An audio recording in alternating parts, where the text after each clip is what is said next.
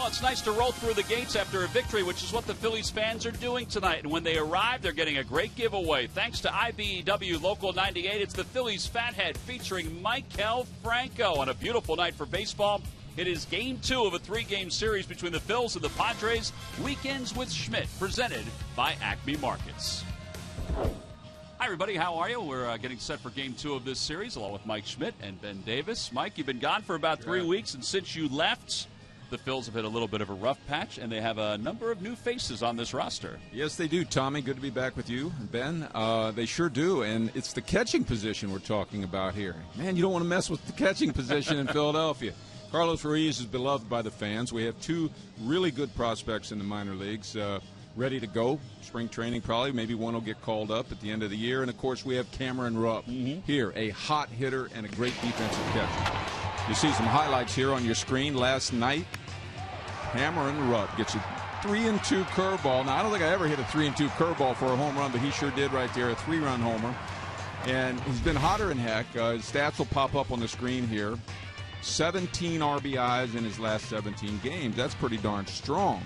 And, you know, he throws good. He's a good defensive position player, calls games well. I think the big key is, can he continue? Can he have a hot September and be in the mix next year as our starting catcher? Yeah, and what we've seen over the last several weeks is that what we'll see for the long term if he is indeed the starting catcher in 2016. All right, well, tonight he'll have the honor of catching Adam Morgan. Last time he faced the Padres was probably his best start. Last outing, though, against the Mets, probably his worst start as a Philly. He had a rough one against those Mets, but this is a good time for him to bounce back. We've seen him do that earlier in the year. The outing he had against San Diego in San Diego was by far his best one. He was very aggressive with that breaking ball, but he was more aggressive with the changeup. He had good action on it, good arm speed. He was able to keep righties off his fastball inside, go back away with that changeup. I really liked what I saw out of him. Hopefully he can do that tonight. And pitchers are weird in the sense that they know exactly what they did last time. They remember the good things, and they tend to block out the bad. All right, well, we'll see if the Phils could take the first 2 games against these Padres and continue the stretch of success against the San Diego Padres. Colin Ray will make his 4th Major League start for San Diego, the 12th for Adam Morgan. We'll be back with the lineups and first pitch right after this. Phillies baseball is brought to you by Xfinity, the official entertainment provider of the Philadelphia Phillies. By Toyota, where will Toyota take you? Visit buyattoyota.com to find out. Toyota, let's go places. By Citizens Bank, one deposit checking. Keeping things simple is helping you bank better. By Budweiser, make a plan to make it home. By Coca-Cola, the official soft drink of the Phils. And by Independence Blue Cross, live fearless. Learn more at IBX.com.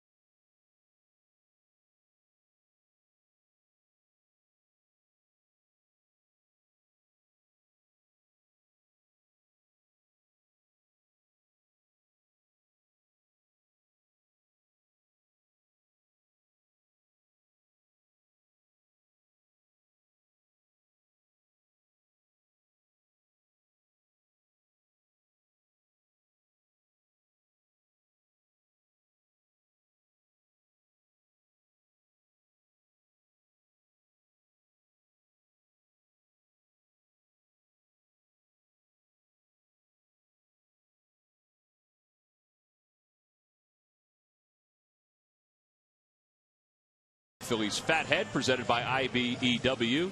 Local 98. Adam Morgan taking the mound, getting ready to warm up for tonight's ball game. Beautiful night here in South Philadelphia as he's looking to bounce back from his last outing. Let's take a look at the Padres lineup. It's brought to you by Xfinity, the official entertainment provider of the Philadelphia Phillies. Solarte, Jerko, and Kemp, who didn't play last night, followed by Justin Upton, Derek Norris, and Yonder Alonso.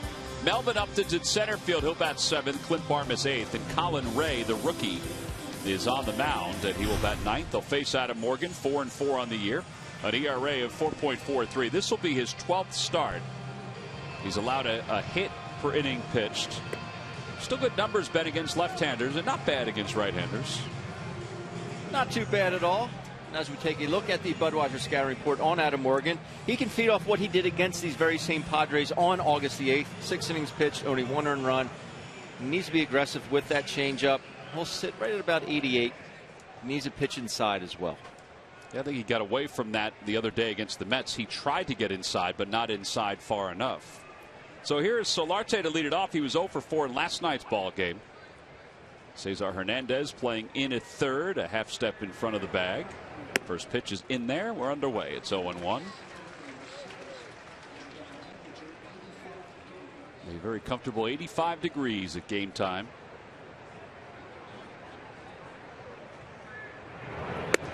Just missed inside. 1 ball, 1 strike. Well, Mike, since we last saw you, we have a different guy at second base tonight, Darnell Sweeney. And we have a different guy in left field in Aaron Altair.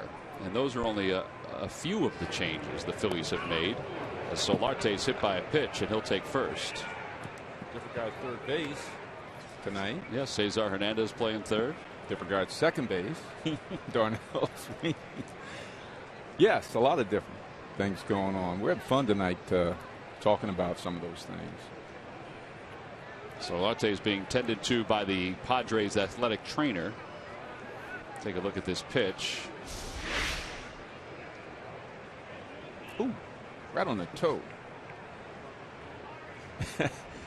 Reminds me of a funny story. My wife has talked me into this pedicure thing now. You know, every now and then I get a pedicure, and then you guys probably don't know what that is. Ben gets them all the time. Yeah, all the time. I happen to be getting one this morning, and this little lady's doing the pedicure, and I'm trying to explain to her why my toes are so gnarly and beat up and bumpy and swollen, and you know. What did you do? And I said, well, I played baseball, you know, and then as a batter you foul those baseballs off of your toe, you know, and golly, they get ugly over time. She probably thought, I should have charged him a little bit more for this work. Our man just got one right on the big toe there. His next pedicure is going to be nasty. Well, it's going to be nasty. It's going to be black and blue, and it's going to be cracked all over the place. Well, he's at first, and that'll bring Jed Jerko to the plate. Jerko was 0 for 3 with a walk in last night's ball game. Overall hitting .237, 10 home runs, 37 runs batted in.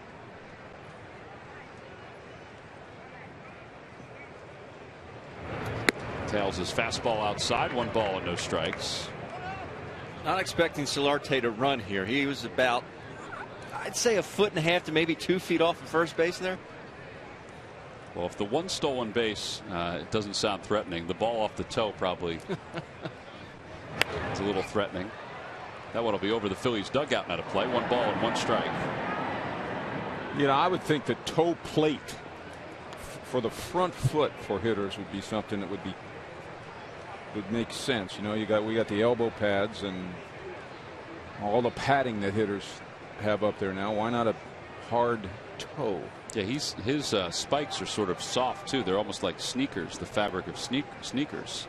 Pretty good looking, by the way. They're pretty sharp. You mentioned Adam Morgan and his success against the Padres and lack of against the Mets. Ben, would you think that's because the Padres, to me, seem to be more of a right-handed power hitting team or aggressive right-handed hitting team rather than the Mets kind of throw a whole bunch of pesky hitters at you? The Mets are very powerful ball clubs. You see Jerko hit a fly ball to left field here, but you look at the Padres. They have 4 lefties on the bench tonight. Yonder Alonso, the only lefty in the lineup. It's just, you look at the Mets lineup compared to the Padres, I don't think you can even compare the two. Because that Mets lineup my point is that Morgan probably is in the big leagues because he's confident at getting right-handed hitters. I'm not saying he gets them out at the rate he does left-handers, but he's only here because he can pitch to right-handed. Absolutely. And the slider down and in is very effective. Outside, 1 ball, no strikes to Metcalf, who did not play last night. Kemp overall hitting .266. He has 15 home runs, 78 RBIs. Not a bad year. 24 doubles. And it's 1 ball and 1 strike. No, you're right. 78 RBIs. You have a month to go in the season. It's 80. I mean, he's right there. He could reach triple figure. Much like our Ryan Howard. Quietly.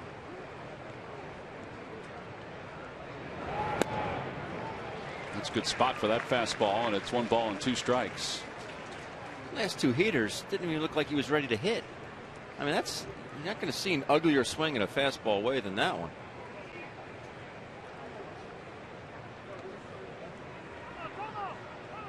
Time is called. Padres are 14th in the league in hitting at .242.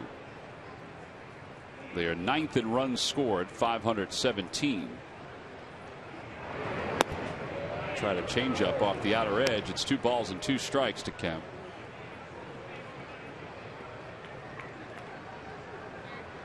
See, I think that would have been an opportune time to go inside after those 2 fastballs away. Run one in there, make him prove that he can hit that heater first. And he has the command to do that. And they're going to go away again. It's 3-2. Well, I used to think from a guy like this, the hardest pitch to deal with was the slider at your front foot. The slider at the inside corner that you keep pounding off your front foot. You're trying to lay off. You swing, you top it foul. That's his money pitch for me.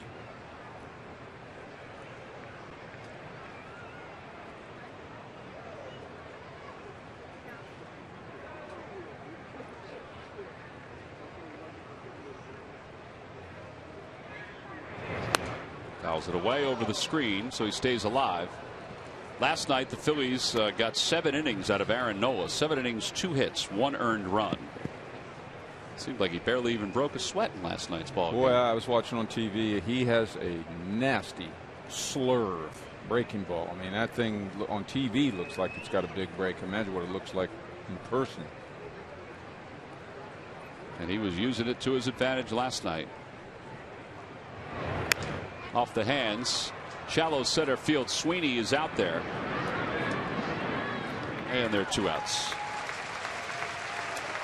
All right, men, it's time now for our Nissan keys to tonight's ball game. We're looking at, I'll start off first, and I mentioned it earlier, Morgan needs to be aggressive with that changeup. Throw it with emphasis. He gets better action, better rotation with that, gets guys more out in front. Well, I like opportunity abounds for everybody on the Phillies team. As I said, I've been away for 3 weeks now, and I just hope everybody on these Phillies can know September could be a pivotal month in their career. They're all, playing for an opportunity to play next year. Yeah, open up some eyes. Exactly. Justin Upton is the batter. Upton has 3 homers in his last 3 games. Takes high and in, 1-0. This is his home run from last night. This gave the Padres a 1-0 lead. The first hit of the ball game for both sides. 3-0 fastball, ended up going 420 feet. 420. That's what we thought that went right over the 387 sign. That's the number we got. We did get 420. Yeah, I don't think that I was just about to say that wouldn't have been out of their ballpark, would it? No. No. Yeah. Just throw the numbers out there.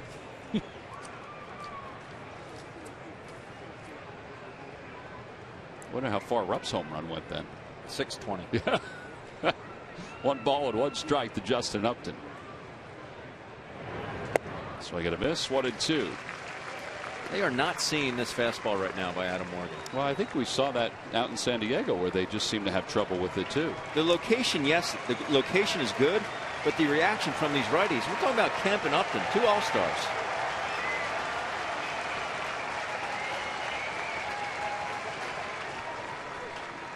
1 ball and 2 strikes as the Solarte leads off first. Change up outside, 2-2. Or the worst pitch he made, Kemp popped up to center field. A 2-strike fastball looked like it was right there, and he just missed it.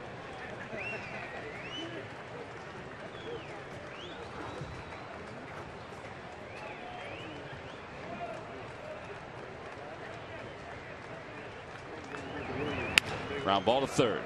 Waiting for it is Hernandez. He'll go to short, way to second, and the side is retired. No runs, no hits.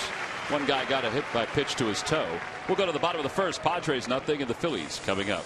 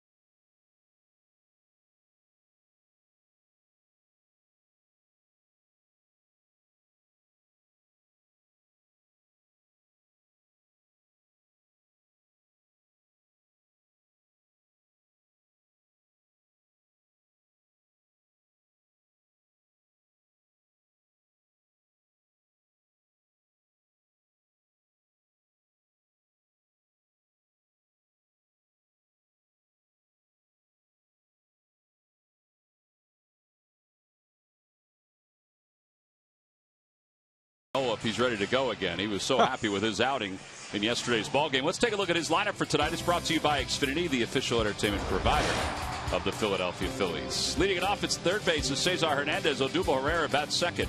Aaron Altair will hit third, followed by Ryan Howard and Darnell Sweeney. Dominic Brown's in right field in the bottom third of Rep Galvis and Adam Morgan. And they will face 25-year-old right-hander Colin Ray, who's 2-1, making his 4th major league start. He was a combined 5-4 in AA and AAA this year for the San Diego Padres. First pitch is fouled, and it's no 0-1 to Hernandez. Budweiser scouting report on Ray. He was a 12th rounder back in 2011, 4-pitch pitcher, but he will give you a heater to hit, so don't miss it. 63, upwards of 63% of the time, he will throw that fastball. There is the fastball inside. It's 1 ball and 1 strike. So the numbers on Hernandez: 5 for his last 40. He was 0 for 3 with a walk in yesterday's game.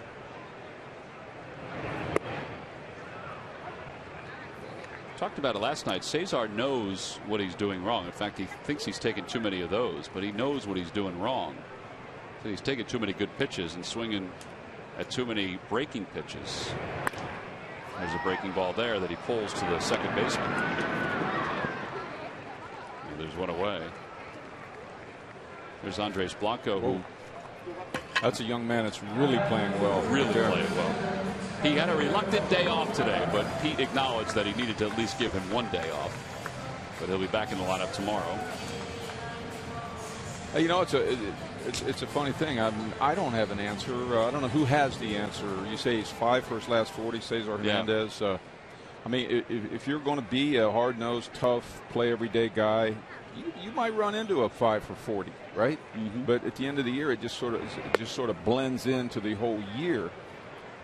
But what happens to someone like Cesar is, you know, everybody starts talking a little bit and say, well, you know, maybe he isn't tough enough to be a regular player. You know what I mean? Maybe he's regressing back into that, you know, extra man role. Maybe he's more comfortable that way. I don't know. I'm not one of those people, but it's the ball's in his court. It's, you know, September's a time for him to prove.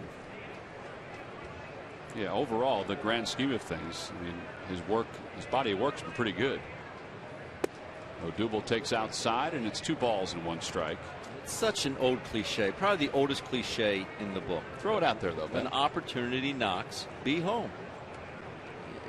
My dad stressed that to me all the time. If you get a chance to do something, do it. Obviously easier said than done, but it really is a good old adage. Yeah, but also an opportunity knocks, pressure can go up. You know, dealing with that, knowing that opportunity's knocking. Yeah. Do good. Mm-hmm. Right? Well, what do you think? I'm trying to do bad when it's not knocking? 2 balls, 2 strikes to Odubel. He's hit in 25 of his last 29. And that's a ground ball foul past the first baseman. The Lucky McDonald's Phillies home run jackpot contestant is Connie Zabrowski of Delran. Phillies hit a home run in today's ball game, then Connie will win $100. Good luck, Connie. I like when we give out cash. Ben, I bet back in your younger days, I bet you had a lot of opportunities where there were scouts in the stands, and you really, you know, you did something special. You didn't know it at the time, but a lot of people saw you do some really special things when it was important, you know? Yes. Absolutely. But you didn't know it. And it wasn't like you were saying, hey, I got to do something good today, because, you know, you're trying to do something good every day. Every day. A hard line drive off the bat of Herrera. And here is Aaron Altair. Altair was 1 for 3 in last night's ball game. Hitting .259 here in the big leagues. Mikey has 7 extra base hits. That's his first 7 hits are extra base hits. He has 4 doubles, 2 home runs, and the 1 triple last night. Nobody in Major League Baseball history has had 8 straight extra base hits to start their career. Wow. Well, let's see him hit a double, and we'll have a little history. Yeah.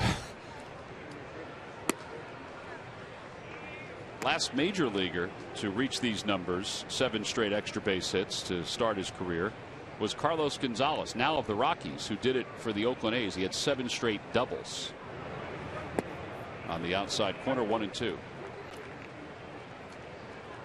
You can have your double. I'll take a homer. Put the good guys up 1-0.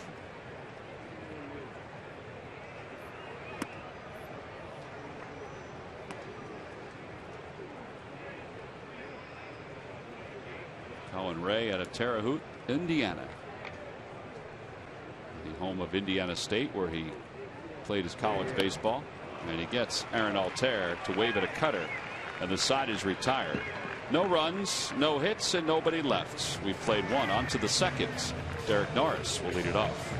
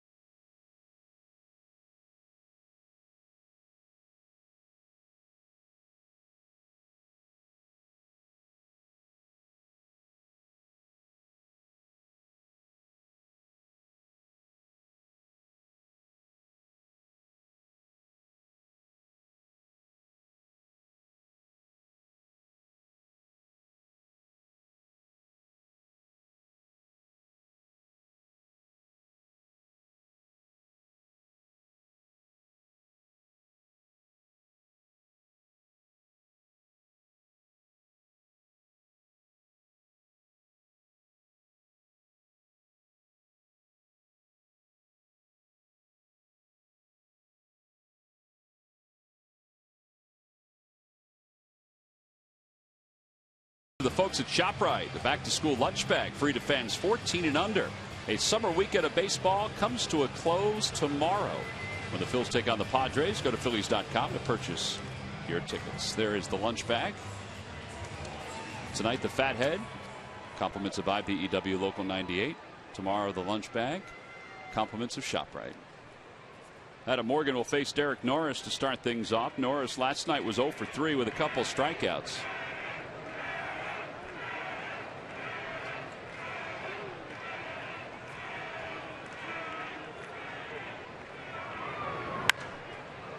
That'll go foul, but that's a towering shot down the left field line.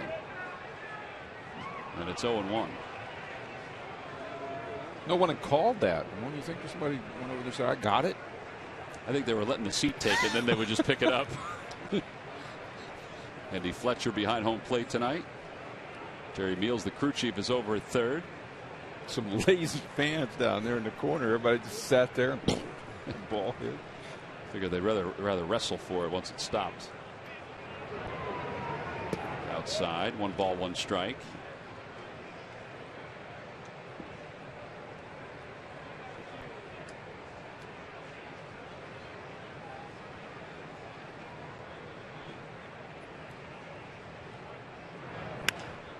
Fly ball center field. Odubel froze for a moment. Now he comes in. He's got it. And what away. Yonder Alonso's coming up. Well, every year around this time, they have a reunion for the Phillies fantasy campers. And tonight's reunion featured all of the members of this past year's Phillies fantasy camp. Again, you can go to Phillies fantasy camp this January. Check out philliesfantasycamp.com for more information. Get your own uniforms. You see these fellows wearing. Mike will be there for this fantasy camp. Matt's going to be there as well. Here's Yonder Alonso, who was 0 for 2 last night with a walk. Fouls it away. It's 0-1. That's a good-looking hack right there. It's amazing his numbers. 5 home runs, 29 RBIs, 340 at-bats.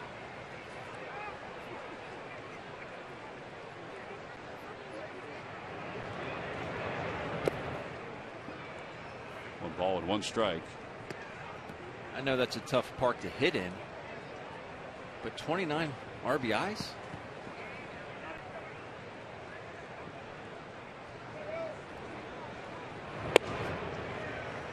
Some hitters are RBI machines. Some hitters have no idea how to get them.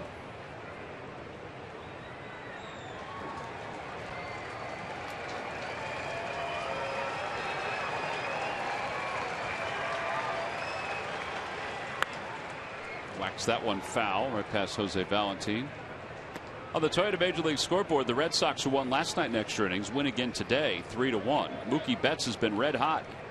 Had a home run and 2 runs scored today for the Red Sox. He's had a fantastic month of August, and not only that, but Joe Kelly also has had a great August. He's won 6 games, including today. Cesar Hernandez is under it. The Phillies next 2 opponents, Red Sox, Mets. Yeah, Pete McCann was saying yesterday he hopes that the Red Sox take something out of the Mets system. So when the Phillies go there on Monday, everything will be all will be right in the world.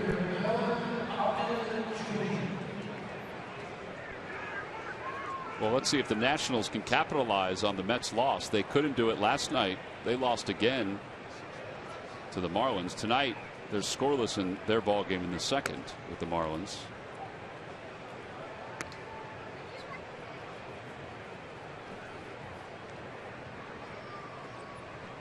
One ball, no strikes to Melvin Upton. Fly ball, center field again. Odubel and Dominic Brown. It's Odubel who makes the call. So an easy inning for Adam Morgan. 2 flyouts to center, a pop out to third. We'll go to the bottom of the second.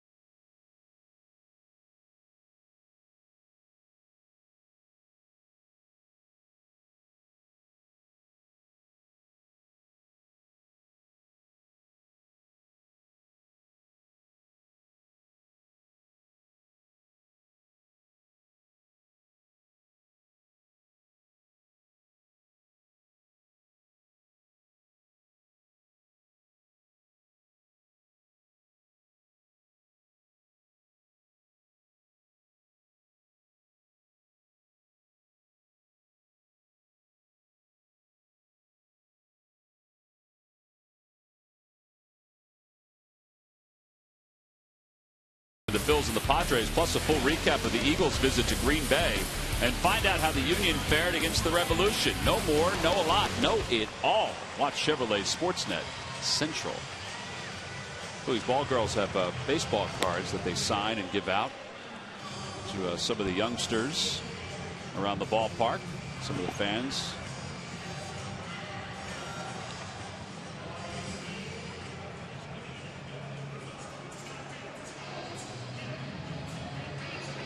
We'll go to the bottom of the third, and Ryan Howard will lead it off.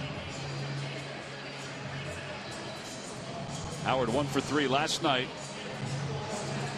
6 for 17 on this homestand.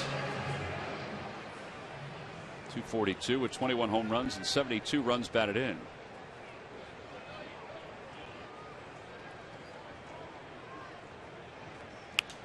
Playing against right-handers, and Mike sitting mostly against left-handers now.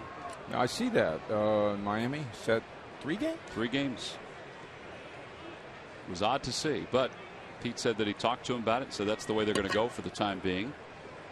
And his productivity has continued against right-handed pitching. Inside, 1-1. Well, I marvel at the numbers. I see in the stats here in front of me how well he's hit over the last year. They have 27 games, hitting .314 over the last 27 games, amongst the leaders in a lot of offensive categories. I mean, hot month of September, you could see the 100 RBIs again, and you scratch your head, right? Absolutely. We scratch our head when a guy's got 29, been playing all year for San Diego, and we scratch our head when if Ryan could come up with 100. Lays off the breaking ball. It's 2-2. One number that really sticks out in my mind is the 24 walks. That's it. 24 walks. Well, that helps the numbers. Obviously the home runs and RBIs, the production means you're hitting the ball somewhere all the time. Or you're moving the bat. You're not necessarily part of the offense in terms of taking walks and scoring runs and stealing base. That part of the game. Ryan's a hitter. He's just a hitter. Well, he has it even, 2 balls and 2 strikes. Nobody on here in the second. Fouls it away, and it remains 2-2. During the 2015 season, Turkey Hill, the official ice cream of the Phillies, will contribute $100 for each Phillies victory and 5 cents for each carton of Phillies Grand Slam ice cream, sold to support the Phillies youth baseball and softball programs.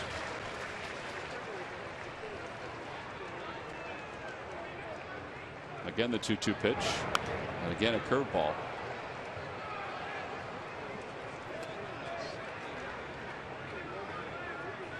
So he is spoiling some pitches here in this at bat. This will be the 8th pitch of the AB. 5 foul balls so far.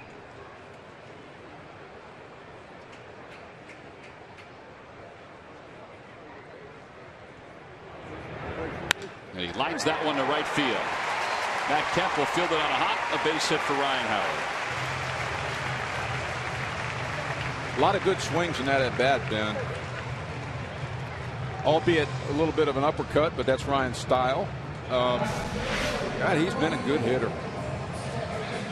Supposed to be a cutter in, up and in. See Derek Norris's glove there, and I tell you, even with our headsets on up here in the booth, that was loud. Yeah. That scares me. I was watching his feet right there, and that's a similar move with his feet that he made when he tore his Achilles. Oh, where he spun his wheels. Here's Sweeney lining one to deep left center field. It is gone! Opposite field power for Darnell Sweeney. His second major league home run. It's 2-0 Phils. And that little guy not only has some fries, but he's got a baseball to go. And Connie Zabrowski of Del Rand, you just won $100 thanks to Darnell Sweeney in the McDonald's home run jackpot. Way to go, Connie. That's impressive to me. The first pitch fastball, I think. Right center. Boom, there it is. Middle of the plate. Shows some serious power to left center as a left-handed hitter. This guy's a switch hitter now. Switch hitting infielder. They get home runs. Nice combination. Well, now he's got one from both sides of the plate. Yeah, his first home run was an absolute laser out of the ballpark in Miami. Now tonight they didn't give him the silent treatment. They were greeting him at the dugout. In Miami they gave him the silent treatment. Dominic Brown takes inside and low. 1 ball and no strikes. So Darnell, who is now 2 for 7 left-handed, 1 for 4 right-handed. Trivia: who's the only player in professional baseball with 30 doubles and 30 steals? That would be that Darnell Sweeney. Yes, sir. Doing. Is that your bell? 3-0. It didn't look like that bad of a pitch from Ray. Well, the way Upton reacted in center, he kind of stopped, so he was thinking it was out. 3-0 green light for Dominic Brown. That's going to slice away from Melvin Upton and go to the wall. And Dominic's on his way to seconds, and he'll stop there. It's his 6th double of the year. 3 straight hits for the Phillies. Some more disciplined hitting right there. You can go straight away with a 3-0 fastball. That's discipline. Generally, hitters will try to pull that ball. You know, thinking now's a chance for a home run. This is real good hitting right there. That's that same pitch Sweeney hit out.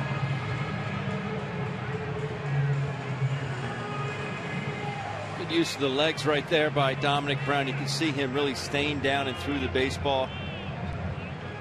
You're right, though, Mike. Discipline. Thinking, oh, I'm going to get a cookie here. I'm going to go hit one in the upper tank to right field. That's called staying within yourself, driving the baseball.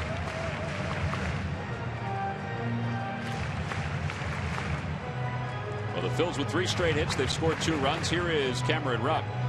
Rupp's numbers in August very good. 16 RBIs, 6 home runs during the month. Adam Morgan has a 2-run lead to work with. Check swing. Did he go? Yes.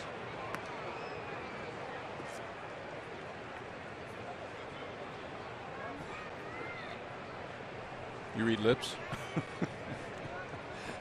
watch a camera in there who's talking to himself.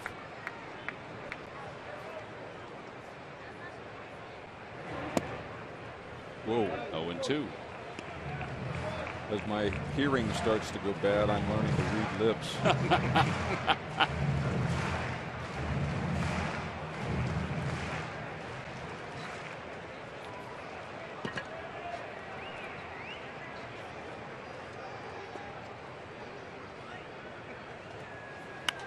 Out of play, and it remains no balls and 2 strikes. Well, here's the home run last night. Talked about a 3-2 curveball. I tell you, you want to know how hard that is to do? Ben knows how hard it is. When that ball's coming right at your neck, 3-2, and you keep your hands back. You know, you don't flinch. Flinch your hands forward, and you can have your hands back and have something to hit that thing with. That's hard to do. Yeah, he was aggressive on it. And I think he's in hit to the right side mode right here. We'll see. With the 0-2 fastball, he tried to inside out.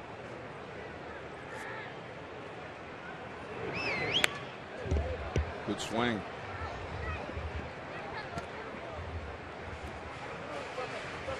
He's got a good basis, you know, a good foundation to become a good hitter, Ben. From my perspective, I think his biggest problem is, you know, over aggressiveness, like I had when I was his age. Did that get his hand? Yeah, they're saying it got his hand. Oh boy. Derek Norris thought it hit the bat. They appealed to the first base umpire Jordan Baker to see if he swung. Right now you're in a little bit of shock if you know when it hits you right there. You're wondering just how bad it is. And it's the catching hand. Yeah. Which you worry about. For the rest of the night, if Cameron does stay in this ball game. Hope it hits on the top of the hand or something right there. I'm hoping. Hits in a finger, it can do some damage. Looked like it hit on the side of his hand, didn't it? It did. Which is the meat part of his hand. Take a listen. Didn't sound like meat, did it? Like you say, he's a catcher. He gets worse than that But I'm all the saying, time. You're getting the pounding on that hand the entire night anyway, and this just compounds it. He's trying to stretch it out as he walks up to the first base bag. Freddie Galvis, the batter, he takes low and in, 1 ball, no strikes. Well, the Padres have certainly left the door open here to get some more runs. Freddie, though, is 0 for 2, was 0 for 2 last night, 0 for his last 14.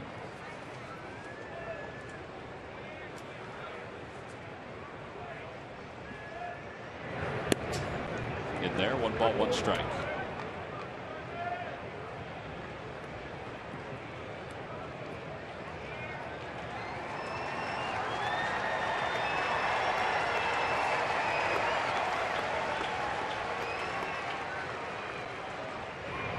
That one is lifted towards shallow center field. Upton comes running in.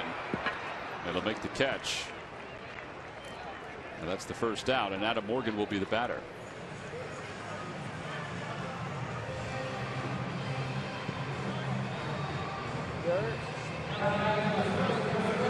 Freddie just missed a hanging breaking ball. I mean, right down the middle. Watch this. Just enough of a loop. See how he went from down high to low, or from low to high. Tried to lift this ball. See that? Yep. That's what you get. Now you go in the dugout and you go, God, if I'd have just tried to drive that right back at the pitcher, right? Would you have preferred him to lay off that pitch? No. I wanted to smoke that pitch. A line drive right back at the pitcher. That ball almost looked like it got deep on him, like he saw it so good. It was one of those hangers. You just gear up for it, you tell yourself to wait, and you end up jamming yourself because you wait too long. Morgan bunts up the third base line. It's 1 ball and 1 strike. Look, we've all done it. I mean, I've popped that ball up 1,000 times, and every time I tell myself, if you'd have only stayed through the ball and not at the last second broken down and tried to lift it, no telling what you'd do. And someone like Freddie should never try to lift the ball. Never.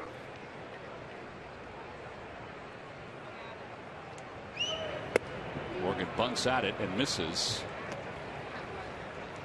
Especially when he sees the success that he's had not trying to lift the ball this season. I would agree with you on that.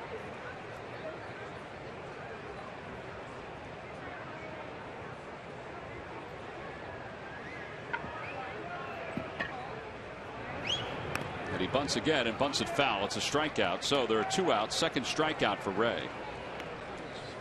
Well, we have to congratulate the Little Leaguers from Lewisberry, Pennsylvania. The Redlands Little League. They won today 3-2 and will now face Japan for the World Series title. They won the U.S. Championship with their victory today. It's Pennsylvania's first victory representing the Mid-Atlantic states since 1990. That game and the Japan game both won in the final at bats. And how about the crowd? Over 45,000 for the 2 games today. Just incredible. Softly to shortstop.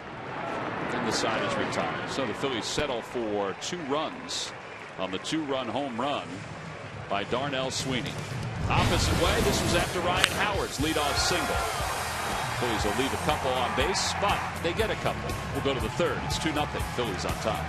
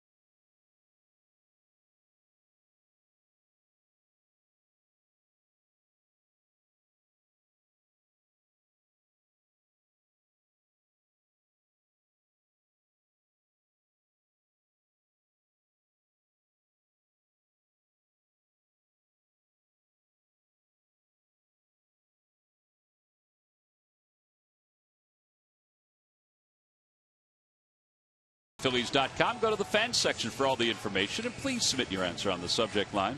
All right, guys, the question is, which Philly broke up Padre pitcher Dave Frieselben's no-hitter in the 8th inning on June 12, 1976? Am I pronouncing that right, Mike?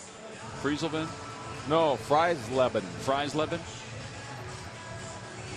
That's what happens when you don't look at it before you read it. You know the answer to that? Broke up the no-hitter. I'm thinking. June 12, 1976. And because of that, and a handful of others, they're still the only team that has not thrown a no-hitter. I wasn't even born yet. Well, you missed a lot then if you weren't born in 76. The bicentennial year. Clint Barmas leads it off and takes a strike. It's 0-1. Trying to think if there's a theme here to this. I will say that there's no theme except for it's the Padres and the Phillies. Check swing. 1 ball, 1 strike. Oh, I'm going to write a name down. It's probably Okay. not right.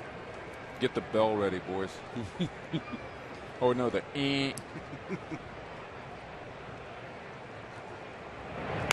Off the end of the bat.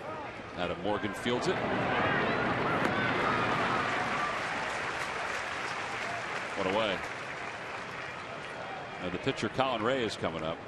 Now Ray, in his major league debut, reached base safely in his first 2 ABs. He had a single, which is why he's 1 for 4, and a walk.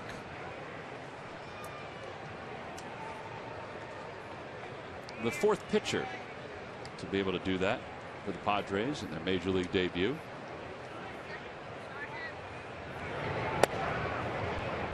0-1. In fact, he had all these folks that came out to watch him in his major league debut. About 70 people from his hometown in Indiana. Rupp off with the mask back to the screen and runs out of room. Now a lot of those same folks are here tonight. Now they got to Petco Park, guys, and they were so excited that they went and purchased Padre jerseys, and they wanted to, much like that person did with yours, Ben. That person? Yeah. They wanted to get his name on the back of the jersey, his name and his number. This guy looks like him. Yeah, there is a resemblance. Well, so many people went and did it. They ran out of R's and E's in the Padres store. So for a lot of them, all they can do is get the number 29. They had plenty of those. Good thing Odubel Herrera doesn't play there. It's a good thing that Odubel Herrera doesn't play there. I don't know if he brings 70 people with him.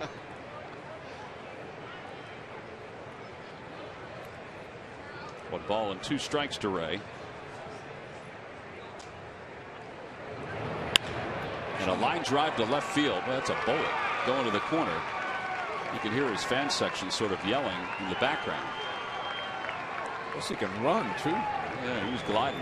Pretty impressive stroke right there. That's his first major league double. Hitting a solid 400.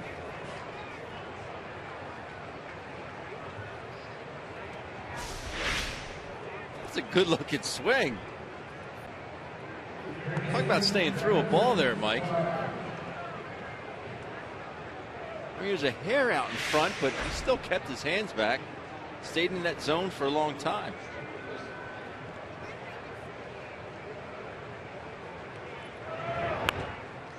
It's popped up. Rupp off with the mask, comes sprinting back. This time he has room. 2 outs. You can bid now on several unique game-used items from Aaron Nola's major league debut, Michael Franco's first grand slam, Ryan Howard's 350th career home run, and more. The Phillies auction ends tomorrow. Go to Phillies.com/auctions to place your bid today.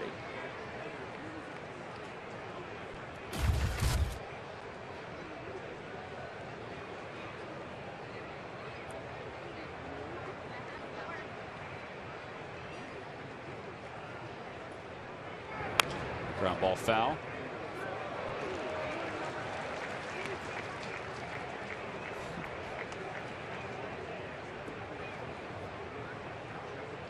So, Tom, where does Jed's last name rank up there for favorite names to say? Jed Jerko.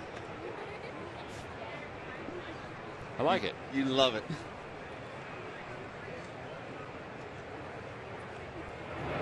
Remember when he first got called up, we weren't in San Diego, and I'm looking at it thinking, I have no idea how you'd pronounce this name. Does it have Jerko in the guide?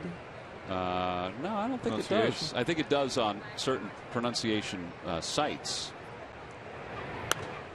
Out of play, and it's 1-2.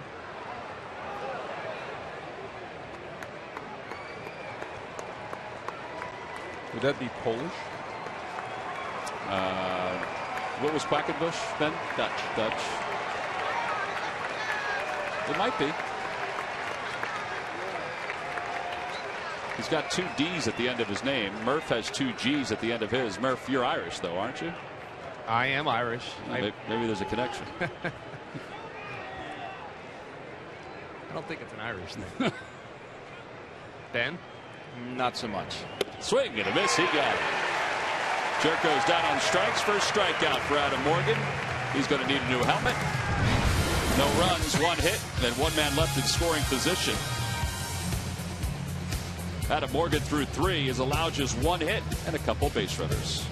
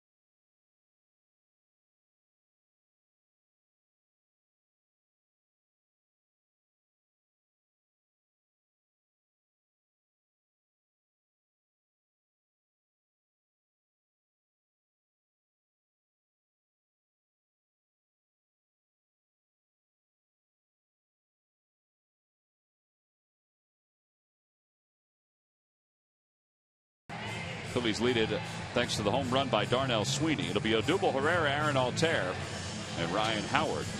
2, 3, and 4 as we go to the bottom half of the 3rd inning. 2 runs on 3 hits for the Phils. No run on 1 hit for the Padres.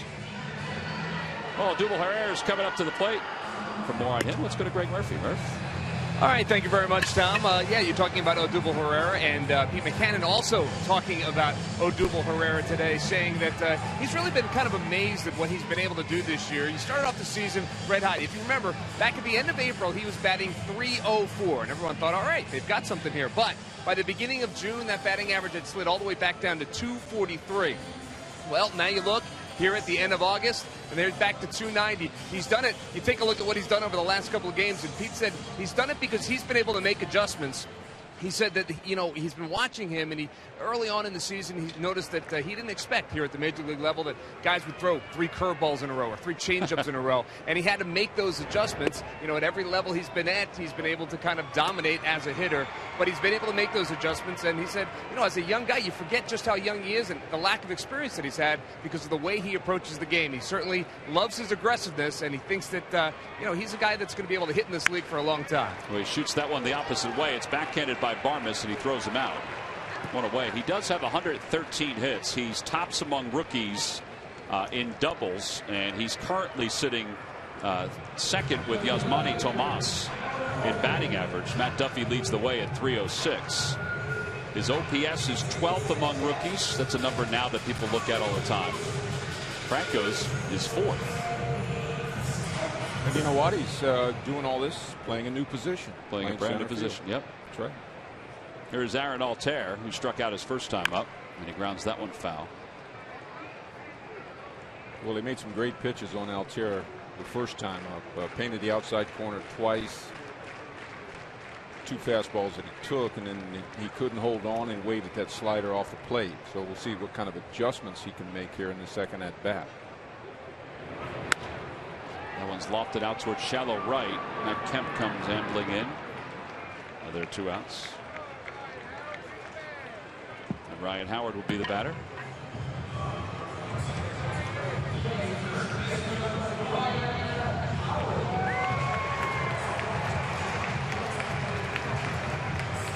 See if Ryan continues to be very aggressive on that first pitch.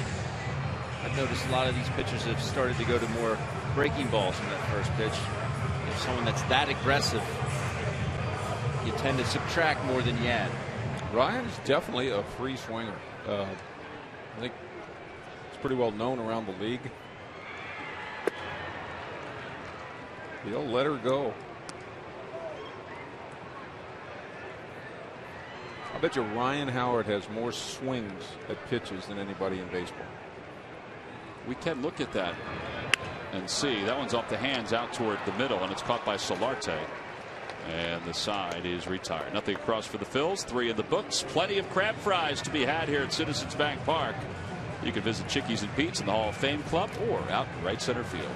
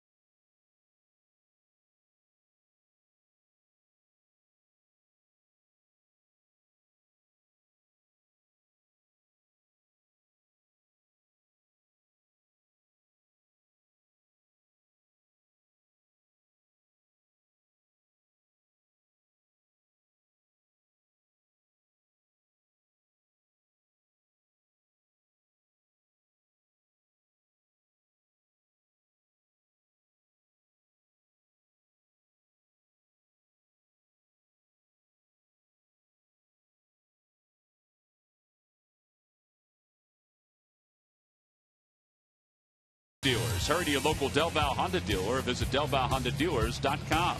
By McDonald's. Double the love it at McDonald's with a double cheeseburger and small fry for just $2.50. McDonald's. I'm loving it. And by Chevrolet. Visit your local dealer at ChevyDealer.com. Top of the 4th inning. Phillies 2, Padres nothing. It'll be Matt Kemp, Justin Upton, Derek Norris against Adam Morgan. So far has allowed 1 hit. That was a double.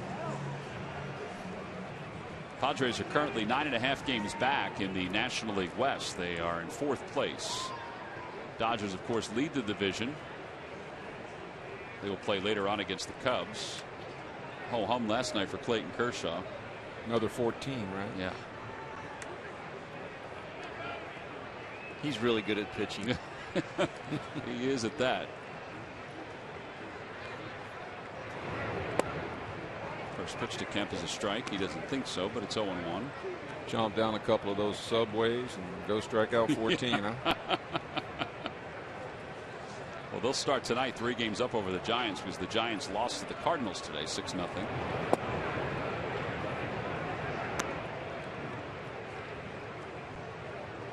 That is a pretty looking bat, Mike. The grain on that bat. Whew.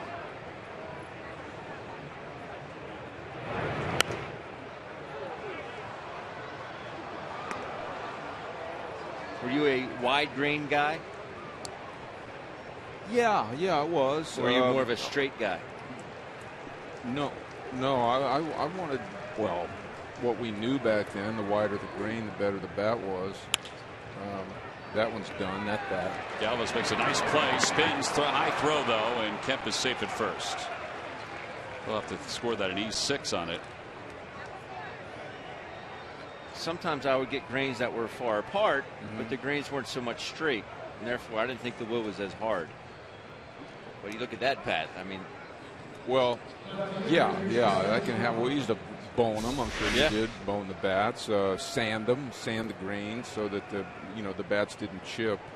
I don't know. That would have been a close play.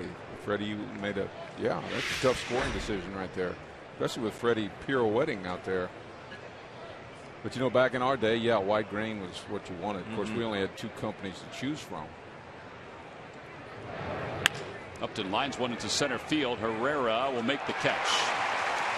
Watching it the whole way, 1 out. Yeah, that ball was smoked. Upton couldn't believe the ball carried out to the center fielder. That ball had some hang time on it right there. Morgan actually flinches on this. And you're right, he created some backspin. It's the hardest one to catch as an outfielder, is the line drive hit right at you. 7 flyouts.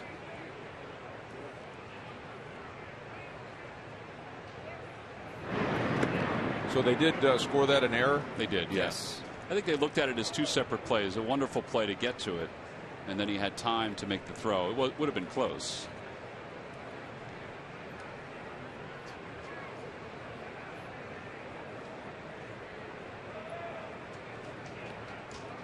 Runner goes, pitches a strike, throw to second base is not in time.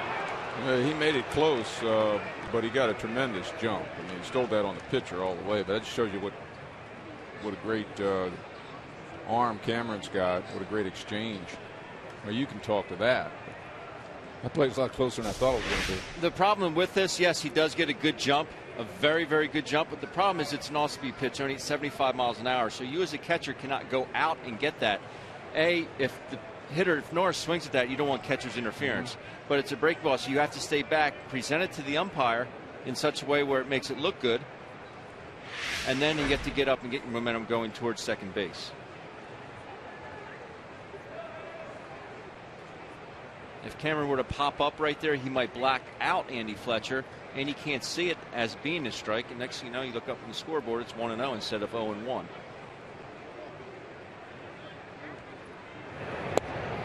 Just a bit outside, 1 ball and 1 strike.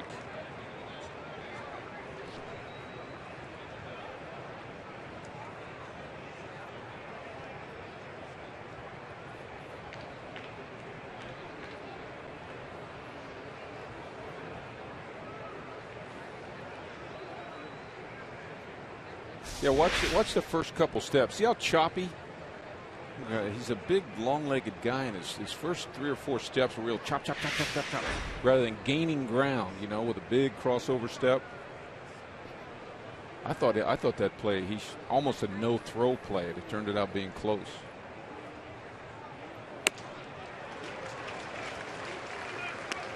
I can't believe how good he does throw the baseball. I'm not sure if we didn't see it last year or even the times the year before, but it looks so much better than it used to. Creates so much carry on the ball. He just may not have had enough opportunities for us to realize it, but it's a strong arm. He doesn't throw it to the bag, he throws it through the bag. 1 ball and 2 strikes to Derek Norris. Fouls it at the plate. Yeah, that's the money pitch right there. I mean, that's either the change or the slider that kind of backed up and went straight down, sort of like the left-handed Brad Lidge breaking ball. To bottom drop out of this thing.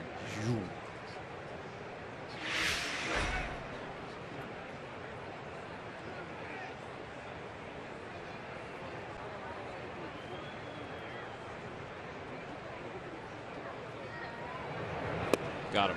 Throws him a curveball this time. He doesn't throw many curveballs, but when he does, it's a pleasant surprise. Now, I don't think that was that great of a pitch. I think it actually backed up a little bit. It really didn't have any break toward the batter.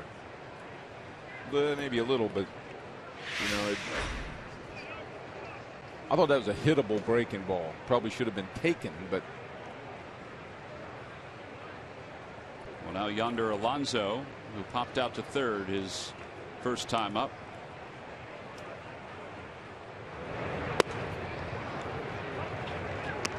No balls and 1 strike. That was a slider / cutter.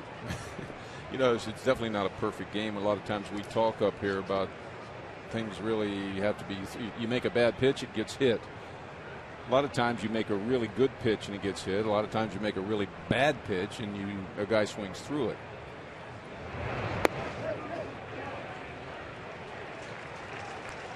Now, what was that? Was that a good pitch or a bad pitch? Well, it was an 0-1 good pitch, yeah. Right? As an 0-1 pitch, it was a good pitch. Or an 0-2 pitch, a good 2-strike pitch, is sweep it across. Ben could talk to this one, too, as long as you present something in the strike zone, right? Has to start in the strike zone at some point. Otherwise, guys are just going to spit on it. You see there's a ball right away.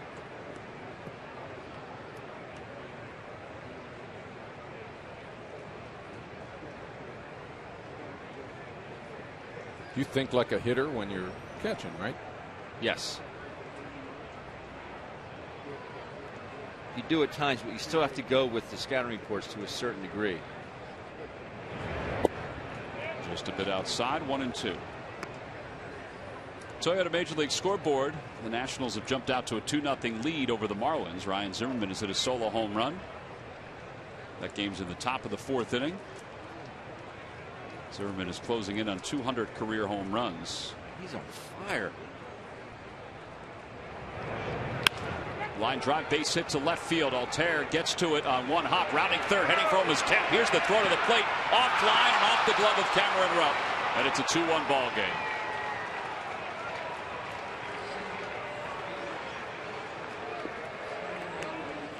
Well, that's something that Altair, young outfielders, got to get comfortable with. Oh, can you imagine how fired up you get out there if you got a man on second, an opportunity to throw somebody out at home plate, how the adrenaline starts kicking, and this is definitely an opportunity, right? It is a great opportunity, but he's out if he makes a good throw. Yes. Something he can handle. But I'm wondering why this ball tails on him, because he does a good job of getting behind the baseball, playing himself and getting behind it, but yet the ball still tails towards the third base dugout. You think that ball would stay truer and on line to Cameron Rupp? Ball in the dirt, 1-0.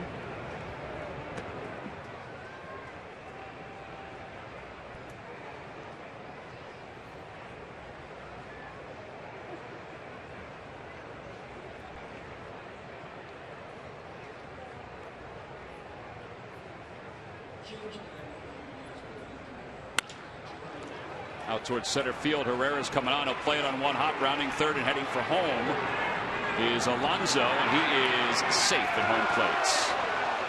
Cameron Rupp points toward the dugout. He thinks he may have gotten him. There was no violation of 7.13. He gave him a path to slide. Good throw. Padres have tied it up at 2. Good throw by Odubel, center field. Actually, a perfect throw. And you know what? That would have been one of those plays at the plate had the rule not been in play, where he could have warded him off with the shin guard. And, you know, Ben knows what I'm talking about. He's going to slide and try to put that arm in there. It ain't going to happen, right? You wouldn't have warded him off. You would have buried him. Right. But that was a good throw for the simple fact that he kept it low enough where Melvin Upton Jr. could not advance to second base. And by the way, if we can reverse the film here, a couple of hitters, or actually one hitter, the throw to home plate allowed Alonso to go to second. Right. Yeah, who scores on that ball. They did give an error on that. They originally gave it to Altair, and they switched it to Rupp. But they'll switch it back to Altair because I don't think Cameron could have handled that throw any differently. He was trying to make a quick swipe and a tag. But that's one of the things that you'll learn as you grow in the game, how I want to call it a sort of out of control or over aggressiveness not hitting a cutoff man, not giving the infielders a chance to handle the ball to keep the runners from advancing can affect the outcome of a ball game. Here's Barmes with a runner at first, and Barmes takes low, 1 ball, no strikes. Well, these 2 runs score with 2 outs. And don't forget the error that was scored against Freddie Galvis started the inning. So these will be unearned runs.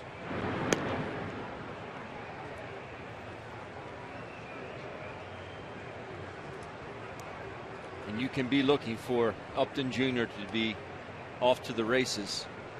Barmes, 8-hole hitter. If he gets thrown out, so be it. You don't have the pitcher leading off next inning.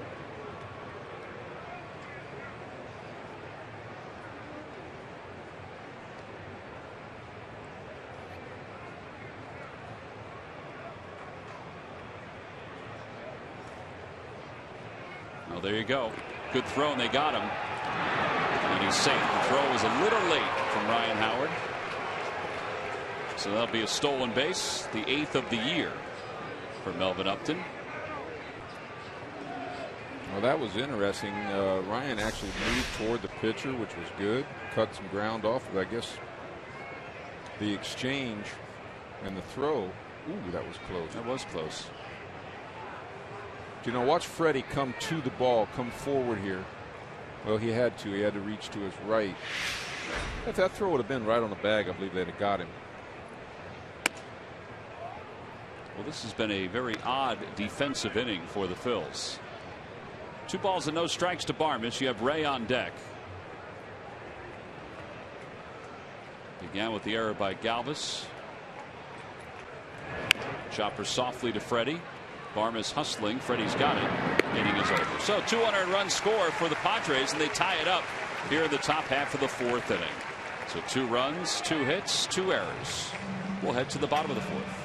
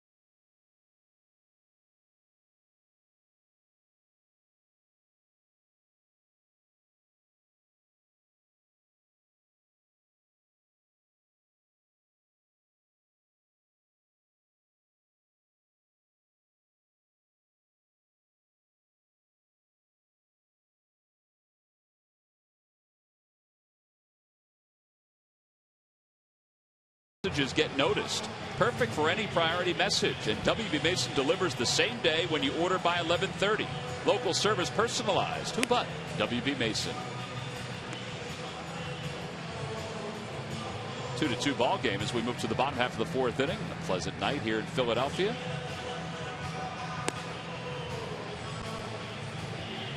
And the Phillies will send Darnell Sweeney to the plate. Sweeney, Brown, Cameron Rupp.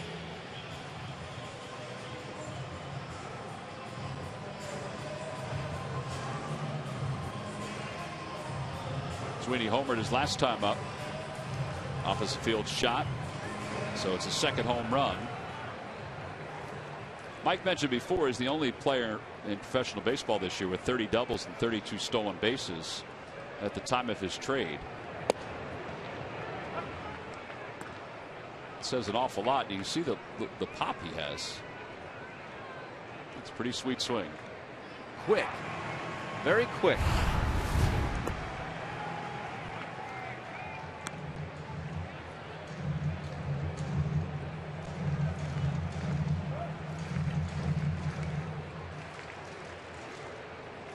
The ball's 2 strikes to Sweeney. Chopper towards second. And he's retired. We got away with one right there, an 0-2 fastball right down the chute. He's made a couple mistakes when he's had the hitter on the ropes. Did it with Cameron Rupp. Cameron Rupp had a 1-2 pitch in his first at bat where he got hit in the hand. And this one here, I'm telling you, that's the ball he hit out. You got to be praying for that ball. 0-2.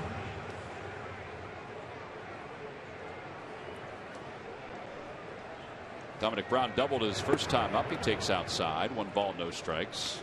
You know, he did not mean to throw that ball there. I'm sure the catcher wanted it a little up and a little in or something, but he threw it right down the middle. Goes to show you it's not a game of perfect. Neither is golf, right? No, it's not. How'd you play down there at Doral? Awful. Chopper foul. Murph played very well on the back 9, right? Murph, you played very well on. Murph was in a different group. I did. Played very well on the back 9. Would you shoot a 41? Yep. You guys didn't see the Donald down there, did you? We did not. Saw his helicopter pad. Yeah, we stood on that. Breaking ball. It's 3-1. He's a busy man right now. He's a very busy man.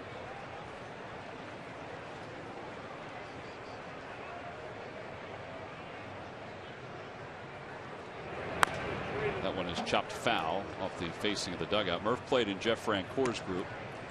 Jeff outshot everybody, including Chris Ware from the Phillies PR office. Nice player. Both. Francoeur is very nice player. Oh, I know. Chris Ware too. Yeah. He was very proud of his front 9, not so much his back 9. A couple pitches ago, speaking of Francoeur, Frenchie. That's when the entire dugout yells, "Ugly finder." Inside, ball 4. So Dominic's aboard. A double and a walk. And here comes Cameron Rupp. Phillies baseball is brought to you by WB Mason. You can't go wrong when you buy right. By Toyota. Where will Toyota take you? Visit buyatoyota.com to find out. Toyota, let's go places. And by Budweiser. Still brewed the hard way. This Bud's for you.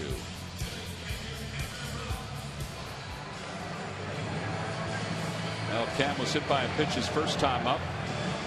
It looks like he's okay after taking that ball to the hands.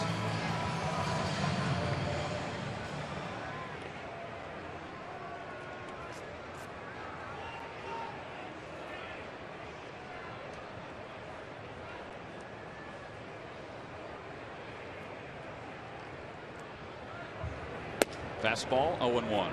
You talk about luck. I think in my, say, 18 years of playing, I don't think I ever missed a game by being hit by a pitch in the hands. And that's lucky. That's really lucky. That is really lucky.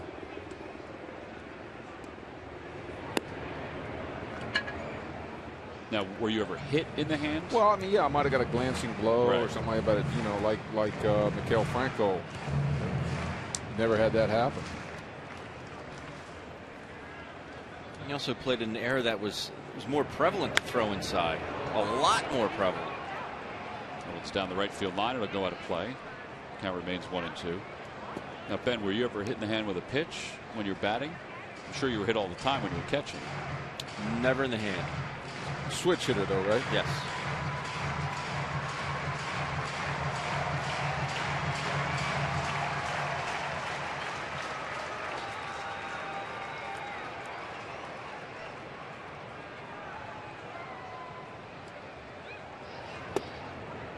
Rupp is struck out, and there are 2 away.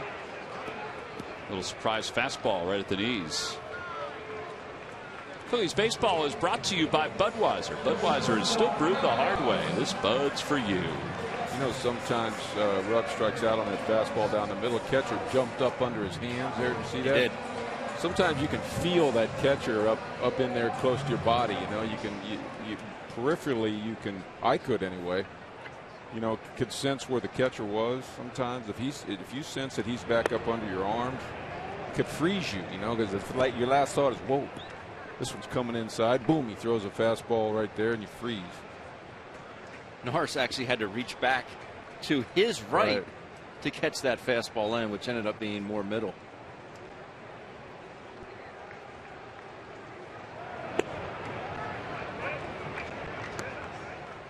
Now that's a cutter, a backdoor cutter. Yeah, he throws a four-seamer, and they said his two-seamer is technically a cutter, a curveball and a changeup.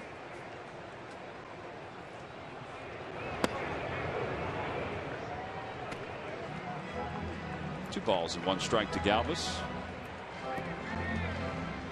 That one there was of the four-seam variety. See how that ball stayed true to Norris. Ray's really settled in after that second inning there. It's kind of like last night. There was only one inning the Phillies had hits until the eighth. Right. Tonight, the first four, their only hits have come in the second.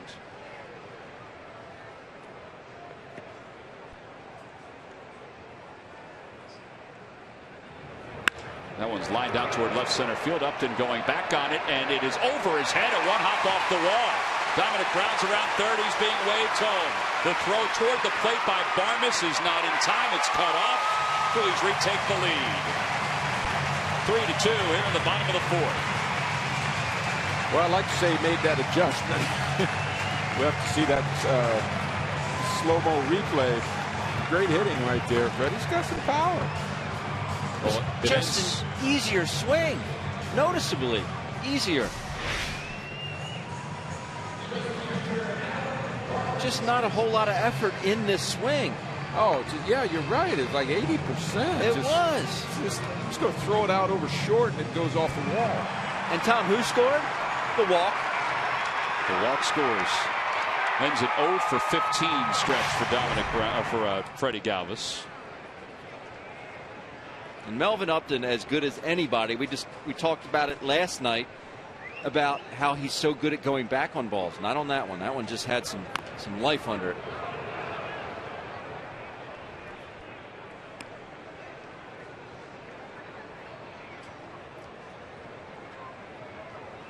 You see Melvin plays very, very shallow.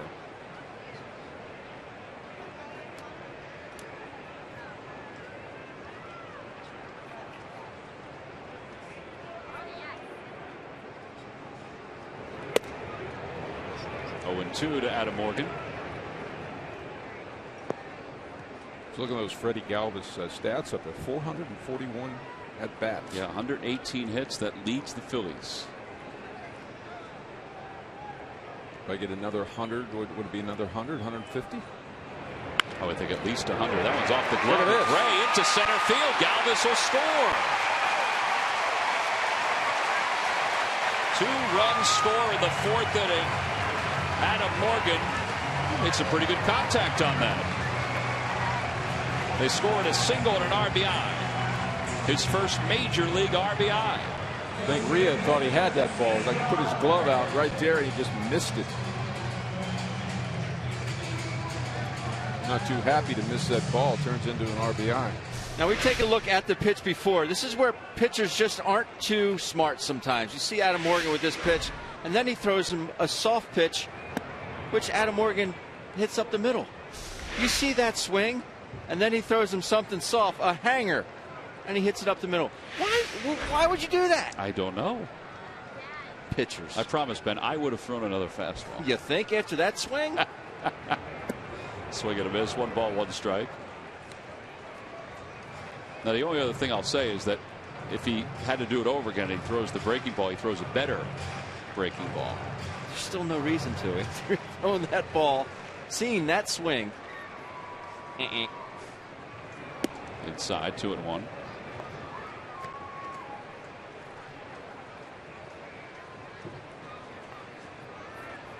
I have a crazy question for you about Pat Murphy. Mm-hmm. He has no connection to Notre Dame, does he? He does. Yes. You're kidding. Why do you know Is that him? the no? Is that the Pat That's Murphy? the Pat Murphy that's the coach of Notre Dame. Yeah, Yes. he recruited this guy right here. I'll be darned. He recruited you to Notre Dame or to To Miami? Arizona State. Arizona State. I'm sorry. But he actually coached my high school, one of my high school baseball coaches, Michael Rooney, Right. who went to Notre Dame, went Malvern to Notre Dame, and Murph coached him there. And then Rooney went back to Arizona State, was their third base coach for Pat Murphy.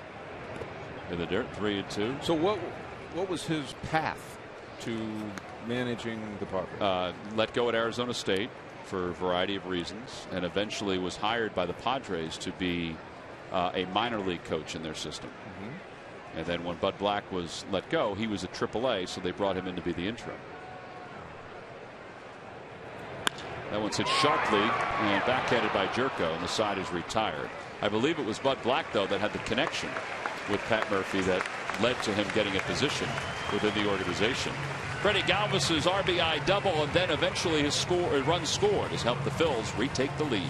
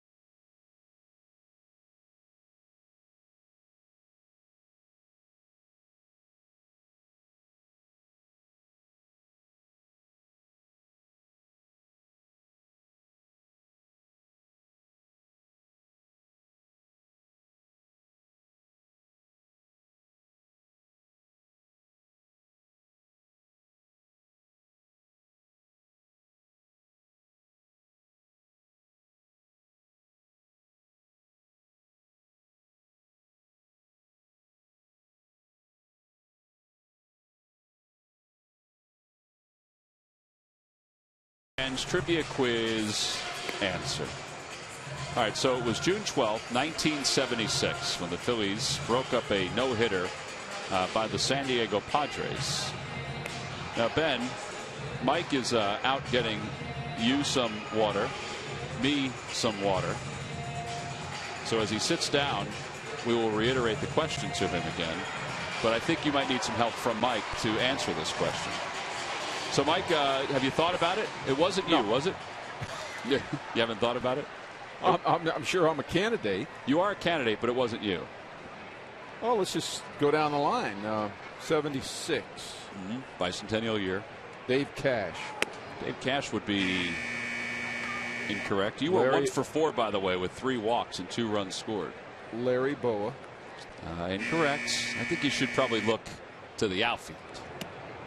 Gary Maddox. Gary Maddox is correct. I was going to say him first. Why didn't I do that? Single to lead off the 8th. Log back on to Phillies.com to find out if you're the winner of a Phillies prize pack. Gary Maddox broke up another no-hitter, too, but didn't get credit for the hit.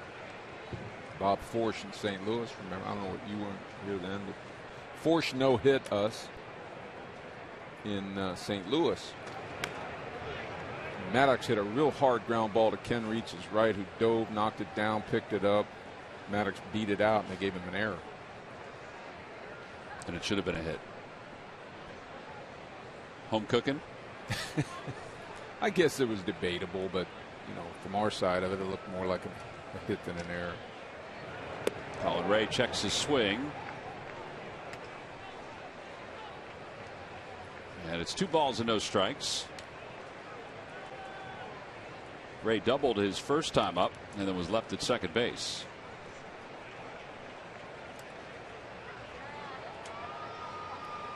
Ray looks a little hitterish up there to me. Lofts that one as center field, playable for Odubel. Actually carried a little farther. It's now time for you to tweet your strongest fan photo. Use the hashtag #PhillyPhotoDataStrongFan and you just might see yourself in an upcoming broadcast. Brought to you by T-Mobile. You know what I mean by hitterish, right? Yes. Kind of stands in the box like he knows what he's doing. Yeah, the way he's taking these first two swings, he looks like he knows what he's doing too. I always thought Cole looked that way when he stepped in the box. Plus, he had a very good-looking swing.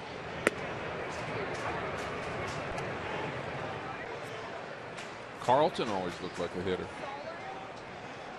And hit too. Had some home runs. I don't bet you Carlton had 8, 10 home runs in his career. Fly ball to left field, in on the hands, so Altair is there. 2 outs.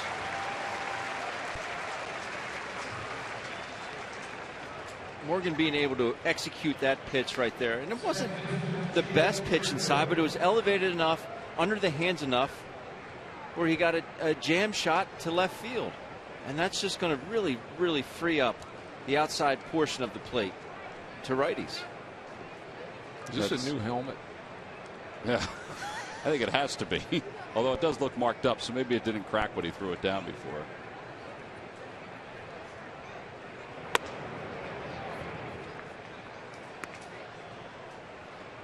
No, looks like the same one.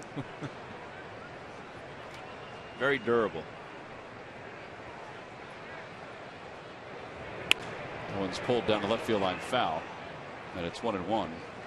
We had a guy in the minor leagues in Trenton by the name of Trot Nixon. You guys remember Trot Nixon? Okay. Red Sox. Really good swing, great guy. But boy, oh boy, would we go through helmets. I mean, go through helmets. Wasn't he one of the guys that had pine tar all over his helmet? All over his helmet. Like Pedroia. Biggio. Big Jim Tomei. Yep. Ton of pine tar. Andres Blanco.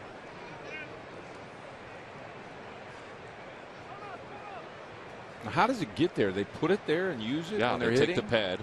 And they, okay. So Or some of the, they even take some of the liquid part of it, but they take the pad usually and put it right on their head. Curveball. One of the best smells in all the world, pine tar. better than freshly mown grass? Yes. What about tar from the road? No. Really? Don't like it.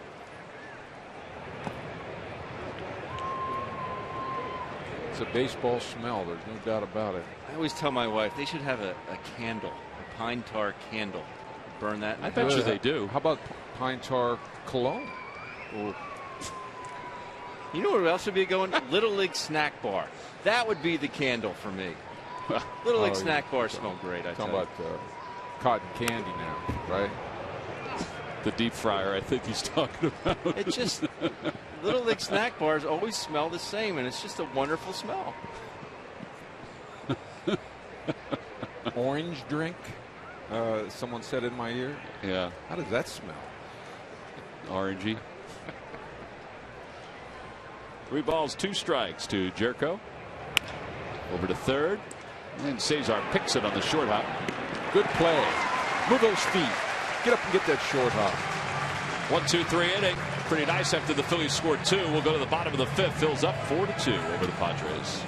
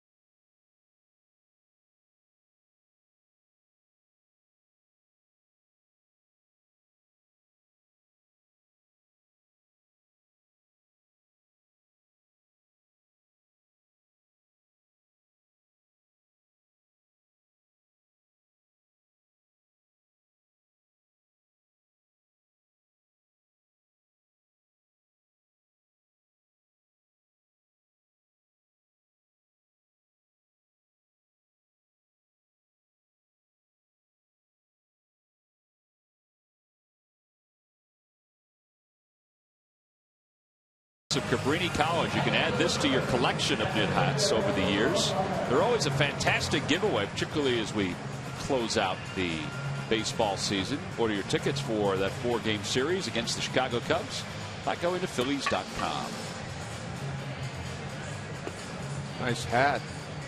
It's always great hats. Excellent design. Here's Odubel. He's 0 for 2. He's lined out to third. He's grounded out to shortstop.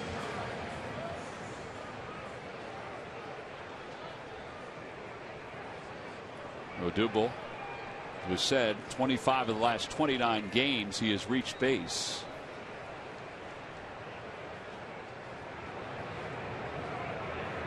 And he takes a curveball and pulls it towards second. Gobbled up by Jerko. And 1 out here in the 5th inning. And that'll bring Aaron Altair to the plate. Altair is struck out, and he's also flied out to right field. So looking back at some numbers about Altair, we saw him for a brief time last year. Part of the reason he's been successful or was successful in the minor leagues this year, 14 home runs, and almost the exact batting average at AA and AAA. He takes high 1-0. Is that his walk percentage is up and his strikeout percentage was down, and drastic. I mean, we're talking depending on which level he was at, between 7 and 10% of the time. Well, that's a good thing. And it's the best it's been in his entire professional career. And folks point to that as part of his success rate, that he was making more contact and striking out less, but also walking more, as he pulls that one through the hole. A 1-out single. There goes the streak, Tom. What streak was that? Extra base hit streak. Oh. Well, I'm going to tell you something else that's going to make him successful right here. This is a hanging slider. Now, I want you to watch his top hand. Boom! Watch that. See how he leveled out on that high pitch? Kept his hands high and back. Kept his hands high. Look how level that swing is. Most guys pop that ball up or foul it off. Well, now Ryan Howard is up. Now Altair does have the ability to swipe a bag or two from time to time. And there he goes. Pitch is taken low. Throw to second is off Altair to shallow left field.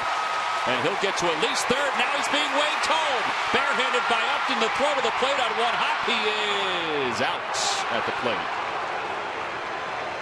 I was surprised John Miserock took that chance with Ryan Howard at the plate. And one man down. That was interesting. I don't think John, if they had to do over again, would have done. Of course, we have hindsight that they picked the ball up, made a good throw to home. But 2 outs, yes, take the chance, right? Ben, 2 outs, take the chance. My 4-hole hitter's up with 1 out. I'm going to let him hit. By the time Altair's getting to home plate anyway, and it's not the best route that he took from third to home. I got my 4-hole hitter up with 1 out. I'm going to take my chances. Swing and a miss. It's 0-1. Of course, rock down there's no way you could really think ahead that far. Okay, if Altair steals here and there's a throwing error and the ball ends up in left center field, do I send him or not? There's no way you can think ahead that far. You just go on instinct there. But there is always an answer. There's always the right answer. I think there is. And all you got to do is look at that scoreboard. And if that scoreboard says 1, you're never wrong by holding the guy at third base. Yeah. 1 or 0. If it says 2, you take chances. Howard lays off, and it's 2-2. Now, I'd have said that even if he'd have short hopped the catcher and Altair would have been called safe. I don't have a problem with it. I don't. You mean what I said or sending him? No, sending him. With 1 out. He went on instinct. He thought it was the right play at the time. In hindsight, you're going to say, my 4-hole hitter's up with 1 out. Can't get him thrown out here. But I'm saying you get in the heat of the battle. Your instinct says, you know what, I think that ball's out there in no man's land enough where Aaron can score here. can't fault the man for being aggressive. One's out of play. 3 balls, 2 strikes. Now if Ryan gets a hit here, he's not going to be very, very happy.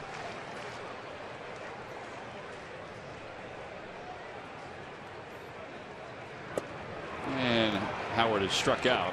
And that'll wrap up the 5th inning for the Phils. No runs, 1 hit, nobody left. Good play by Norris to snuff out Aaron Altair after he made an error. We'll go to the 6th. It's 4-2. Phils on top.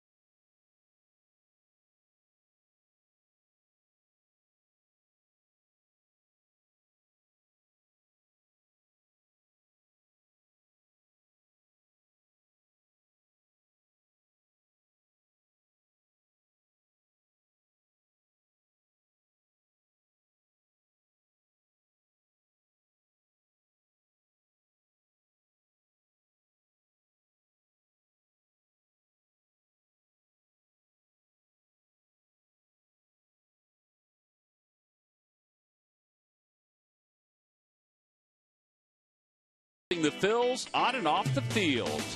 Andres is a big asset for Pete Mackanin, and when it comes to young players adapting to the majors, he is always there to lend a hand. Not to mention the production he has delivered all season long. Blanco has been swinging to an average of 300 most of the season. He's done so while playing all 4 positions on the infield when needed. And it's brought to you by Independence Blue Cross. Live fearless. Well, the Fanatic was doing a little breakdancing. Well, he was watching a little breakdancing in between innings. I don't think the Fanatic can do that. I know he can't do that. Hannibal certainly has this on the Fanatic. Crowd seem to enjoy that. His shoulder's a little sore. Otherwise, I'd have done that with him. After the surgery, though, you're going to be right out there. Matt Kemp will lead it off here in the 6th. And up and in, 1 ball, no strikes. Kemp has popped out. He's also reached on an error and scored a run. Has a stolen base tonight.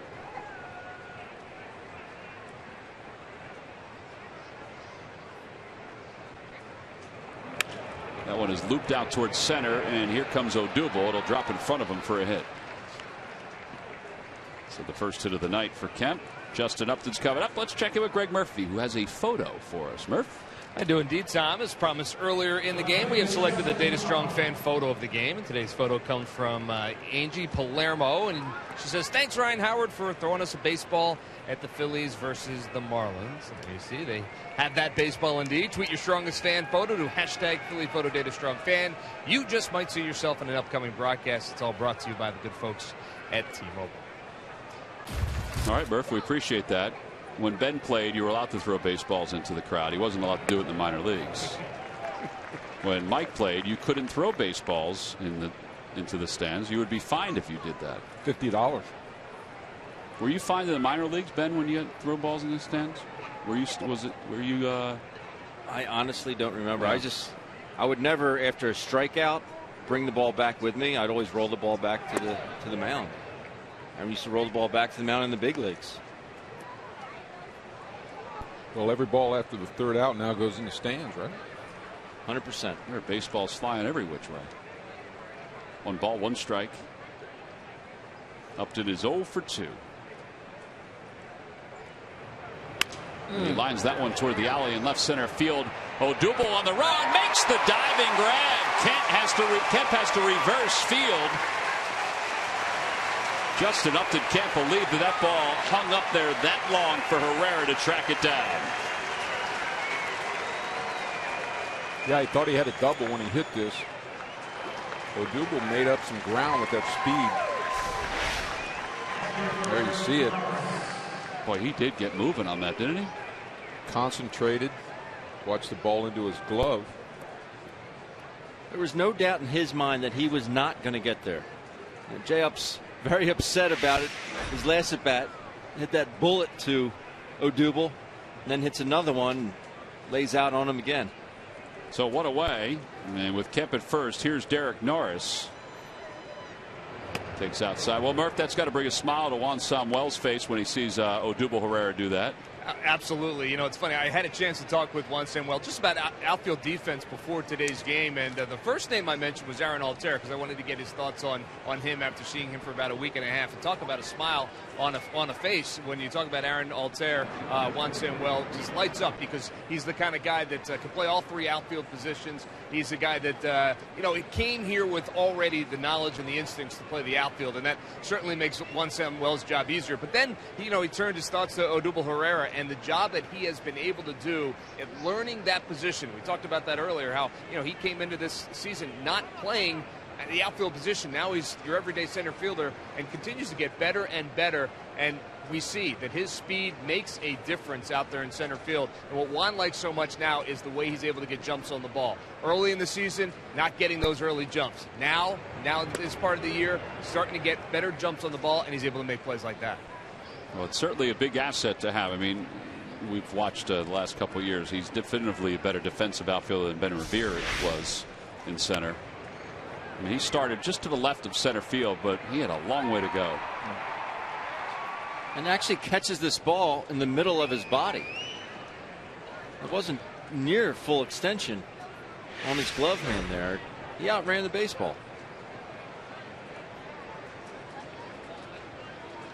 Of those 5 errors, and Sammy even said this the other day, only 2 are drops.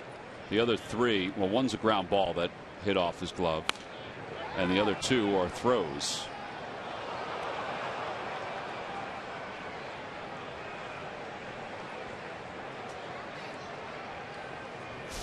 This was not as smooth as Odubel Herrera's. Ooh. Smooth as stucco.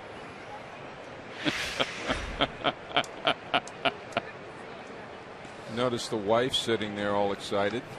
That one's popped up. Rupp off with the mask and back into the Hall of Fame, or excuse me, the Diamond Club.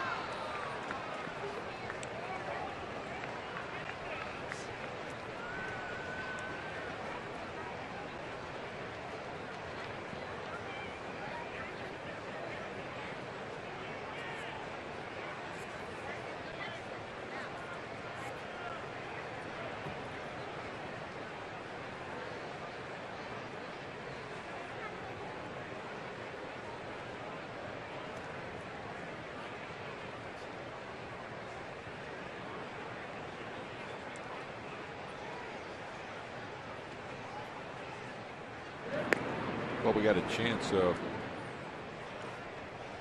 know how much you've talked about it, but we mentioned in the opening the two young men in the minor leagues that are really playing well. One we got in the Hamels trade.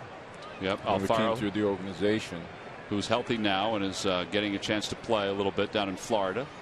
The catching position is going to be very competitive next year. Yeah, the Phillies, used to be.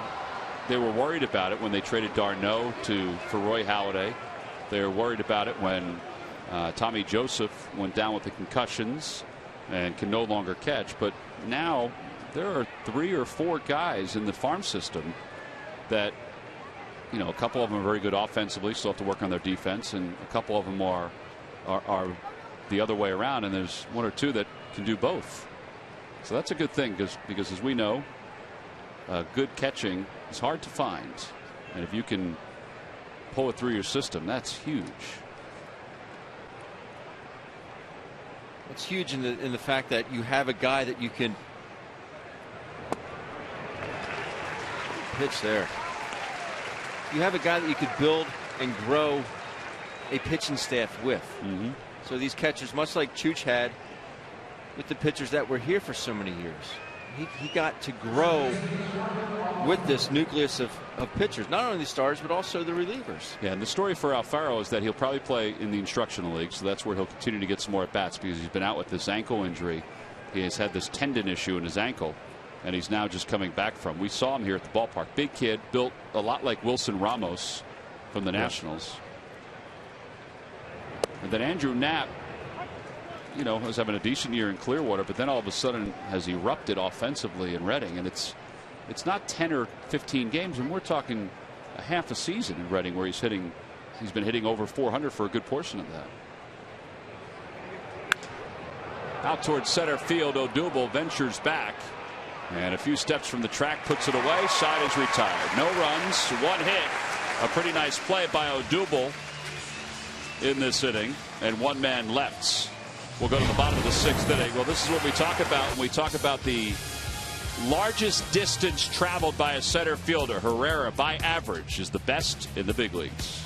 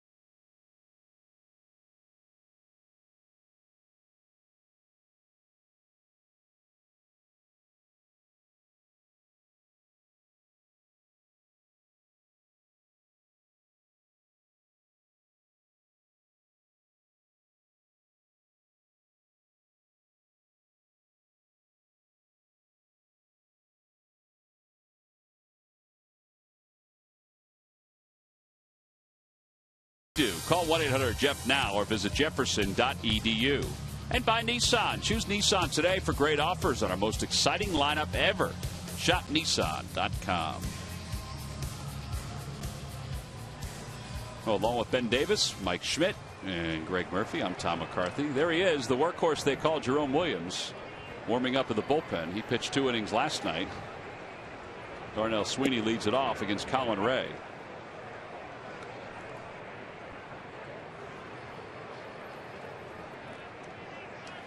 By the way, those catchers we were talking about, Alfaro, DH today in the Gulf Coast League. He was 1 for 1, a double and an RBI. I don't see that he was hit by any pitches. He was hit by a couple pitches yesterday. And Knapp, DH today for the Reading Fightins. 1 for 3 with a double against the Bowie Bay Sox. Average went down. It probably did, yeah. There is Kevin Quackenbush warming up in the bullpen. These Padres got some beards, don't they? Got to lead all of baseball in beard length. Yeah, they've taken a page out of the A's book from last year. Inside, 3-1. What is what's behind that? Is that like a Duck Dynasty thing, or is it just something because they can? I think that's it. Yeah, well, I think it might be Duck Dynasty inspired, but I think it's like Ben said, because they can. I mean, Ben, if he let his go, he can have a full beard by tomorrow. Jeff Francoeur came out today. I said, nice job last night. And he said, guys, I don't know if you know this, but this beard just got voted best in the league. And the way he says it, see Cashner there. The way Frenchie, it just has a way with words. Comedic timing was perfect. Yeah, it's all in the delivery. Well, that's a sharp one right there. That is a good one. Yeah. Tightened up. I would think if you grew yours, Ben, it would look like that. Jet black. No. Mine would look like that. Actually, if it would look like that, I'd probably grow it. But that'd be a good everything look. but the stash. Or that. I think they're looking for Schmidt beards in the stands right now. Mine comes That's in enough, guys. black, white, and red. A little red. Well, it looks like we're going to see Quackenbush. Even the coach has one. Colin Ray's night is done. He's allowed 4 runs on 6 hits so far, responsible for Darnell Sweeney. So we've got a pitching change here at Citizens Bank Park with the Phillies up 4-2.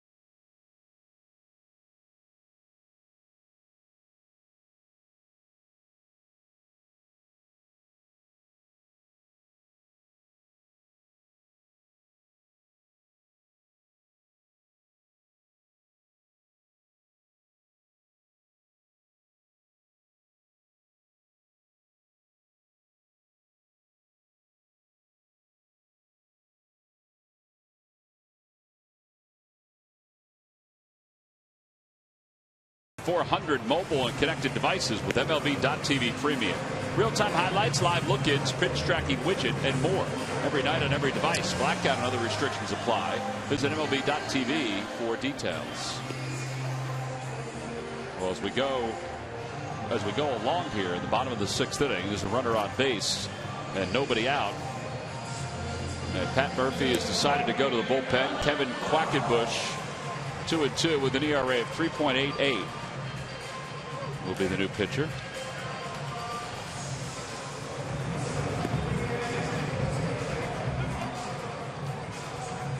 Dominic Brown, who is 1 for 1 with a walk and a run scored, will be the batter with Sweeney at first base.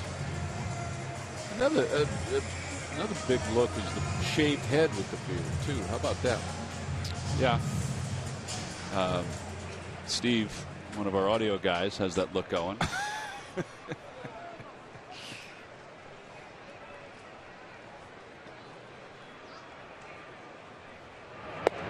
Outside corner, 0-1.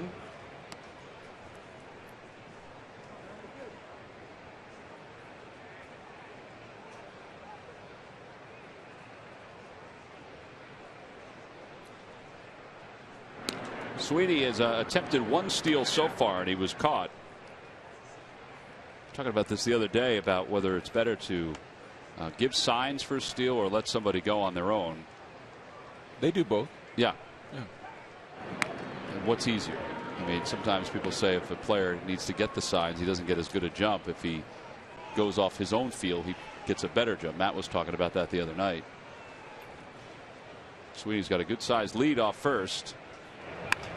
I think the best thing is to put a runner on his own, but have a couple of signs that you must go and don't go. Mm-hmm. I think that makes sense. Like a 3-2 1-out pitch. or a 0-2 count with 2 outs, you must go. Jump or no jump, you must go.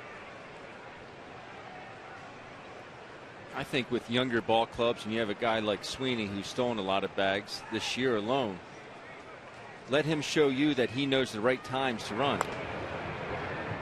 Until he starts to run the ball club out of innings or run in not opportune situations with certain guys at the plate, you put that in his hands. And then if he screws up, then you take that privilege away.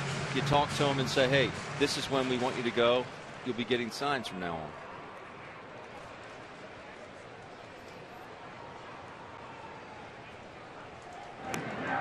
I don't know that much about Sweeney, if he's a guy that can take a bag anytime he wants.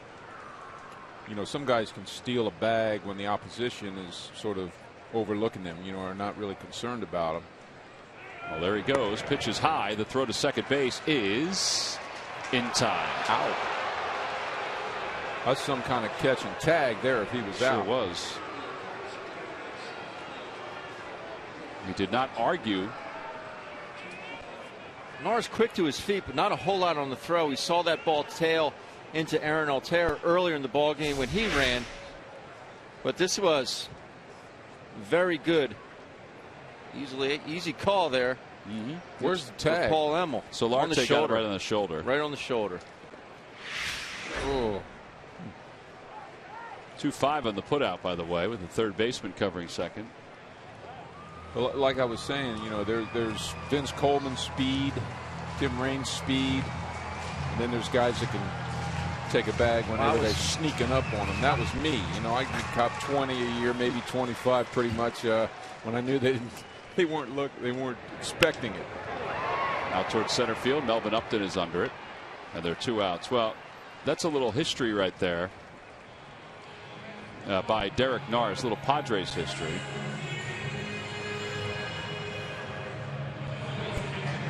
Why is that? Oh, no, it's you're not leaving us Padres. hanging No, here. I'm sorry. I misread it. So back in 2011, my bad, I misread it. I was all ready to tee Ben up. I thought it was 33 batters this year that he has caught. But it was 33 batters in 2011 that he had caught. And I thought tonight, if he threw somebody out, he would match Ben's record of 34 back in 2001. He threw out 30 guys trying to steal in 2001. What's the record?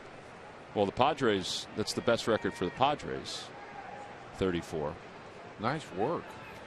Oh, thank you. Now, what was your percentage? Because I was reading Percentage Cameron wise, Rupp's. I'm not sure. What's a good catcher percentage? 40%. 40. Wow, is it really? Is that? Cameron's 30-some, 33. I thought it was 33 or better.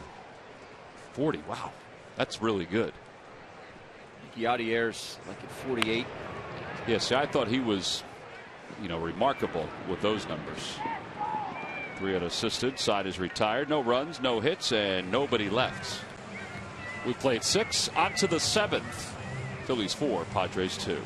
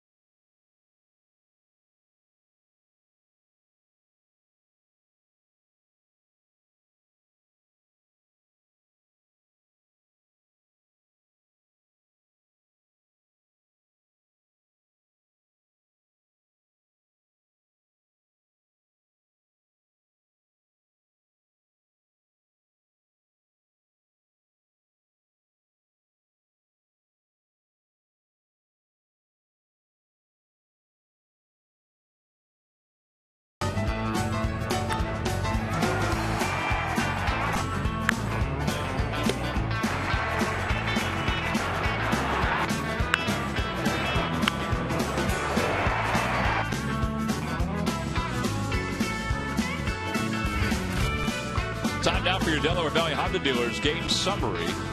Phillies lead it 4-2. They scored 2 in the second, 2 in the fourth inning. Yonder Alonso and Melvin Upton have the RBIs for the Padres. Darnell Sweeney got the scoring started for the Phils with a 2-run opposite field home run. Adam Morgan's day is done. After 6 innings, he allowed 4 hits and 2 runs, both unearned. No walks and 3 strikeouts. Phillies have decided now to go to Jerome Williams for a second straight night. Jerome pitched a perfect 2 innings last night. He retired the only 6 batters that he faced. He goes 2 more tonight. He's going to be the workhorse out of the pen. He told me the story of his first save today. He told Murph and I. Yeah. What a story. He got 5 earned runs and got the save. It was in 4 innings, wasn't it? In 4 innings. Fly ball, shallow left field, Altair. And Herrera says he has it. Well, that helps. 1 pitch, 1 out. And that'll bring Clint Barmes to the plate. Was he happier with last night's save compared to the first one? He said that one was a lot more efficient. But he came in, and his ball club, he came in with a 1-run game, and his team just went nuts. And they scored. They ended up winning like 16-9 or whatever the score was. And he was just firing fastballs? And he was just giving up 5 runs and got the save.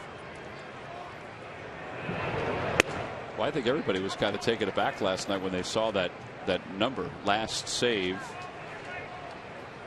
4 innings, 5 runs, 7 hits. Murph and I were down there in the dugout just laughing. And we know how nice a guy Jerome is. I mean, he's as pleasant a human being as you could ever meet.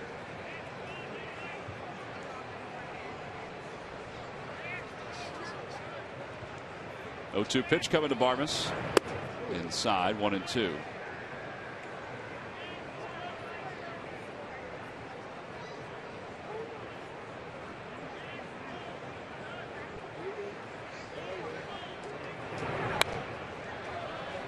So what shakeup is happening with him in the bullpen now? Well, good question. Williams just goes to the bullpen, and his spot will be taken tomorrow by Asher.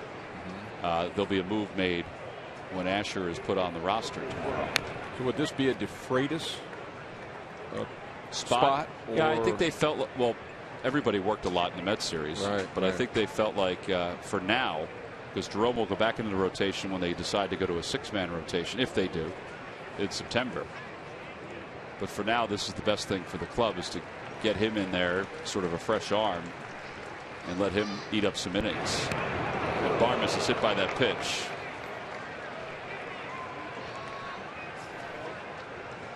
These lucky fans are tonight's Citizens 7. They will receive a prize pack courtesy of Citizens Bank. Good banking is simple, clear, and personal, and that's helping you bank better.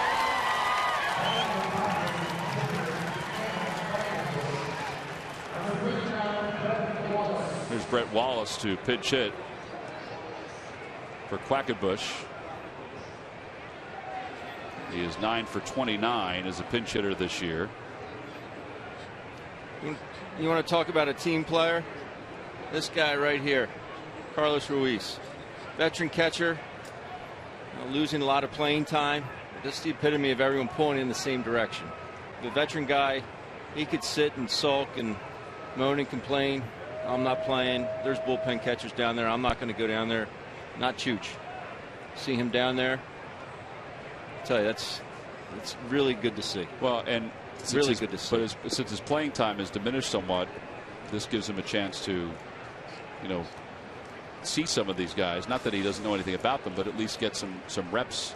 Get some reps. Stay sharp. Maybe even down there, block a couple balls just to keep your legs loose, keep them strong. And guys, all the while, Pete Mackanin talking today about how he has continued just to tutor Cameron Rupp and help him figure some things out that he's still working on in his game. Carlos Ruiz, Pete Mackanin said having Carlos in the dugout has been the best thing for Cameron Rupp in his development.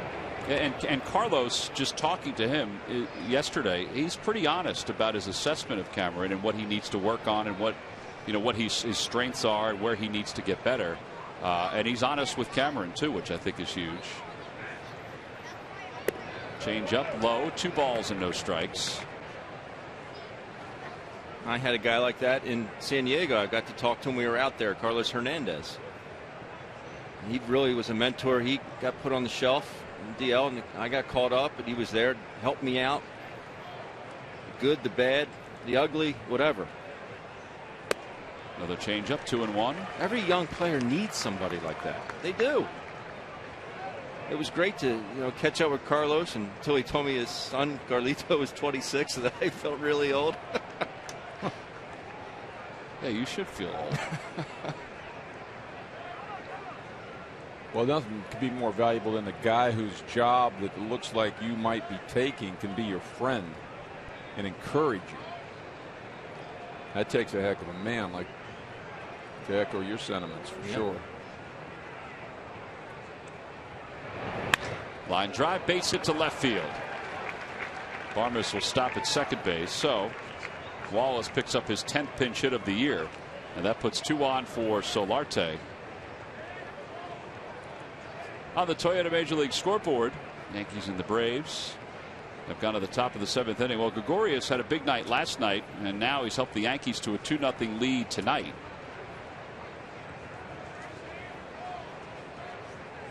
And the Yankees need to win this ball game because Toronto walloped Detroit today 15-1. So the big three probably got a few stats. Encarnacion. Murph's going to tell us about that a little later on.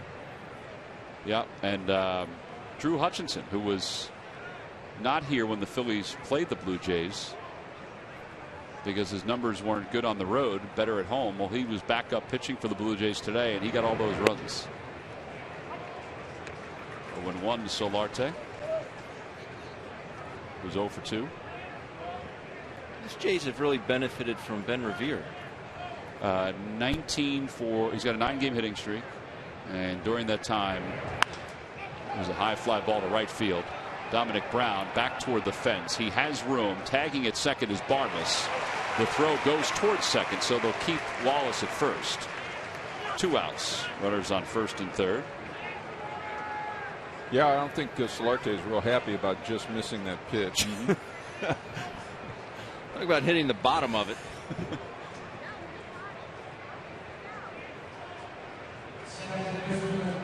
Wow, how close were we to being down a run right there? Yeah, not too happy. Uh-oh. Yeah, that's where a lot of fingers get broken there. Carlos Perez comes to mind when he gets the bat. Oh, yeah, in Los Angeles. Yeah, he missed a couple of times, but he got it a few times, too.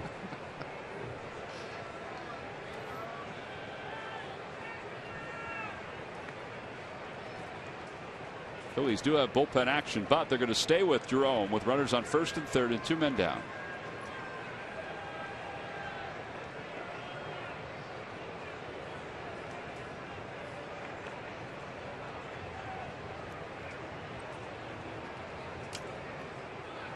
Brett Wallace is not the fastest of base runners, but they still throw over. Worry about the hitter, Jerome. Jerome with a little sidearm infield shot to first base right there. That was an unusual throw over.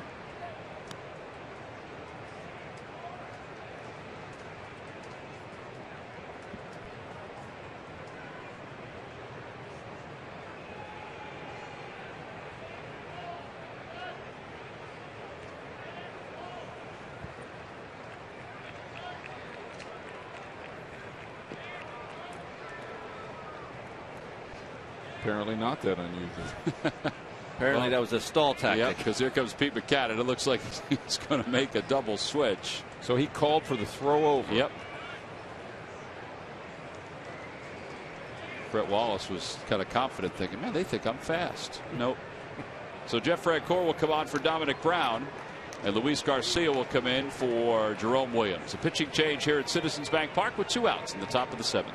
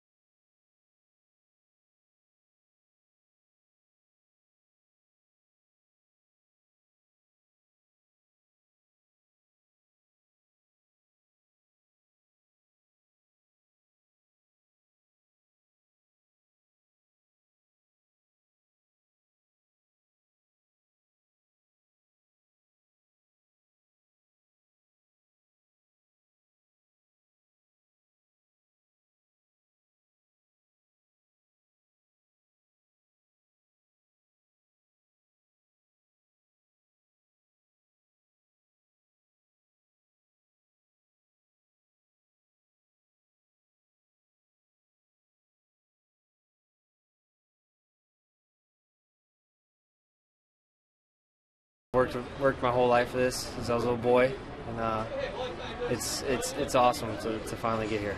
I mean, there's a lot of young talent on this team, a lot of good guys. So you try to be a part of it, and you try to do what you can to make the team better.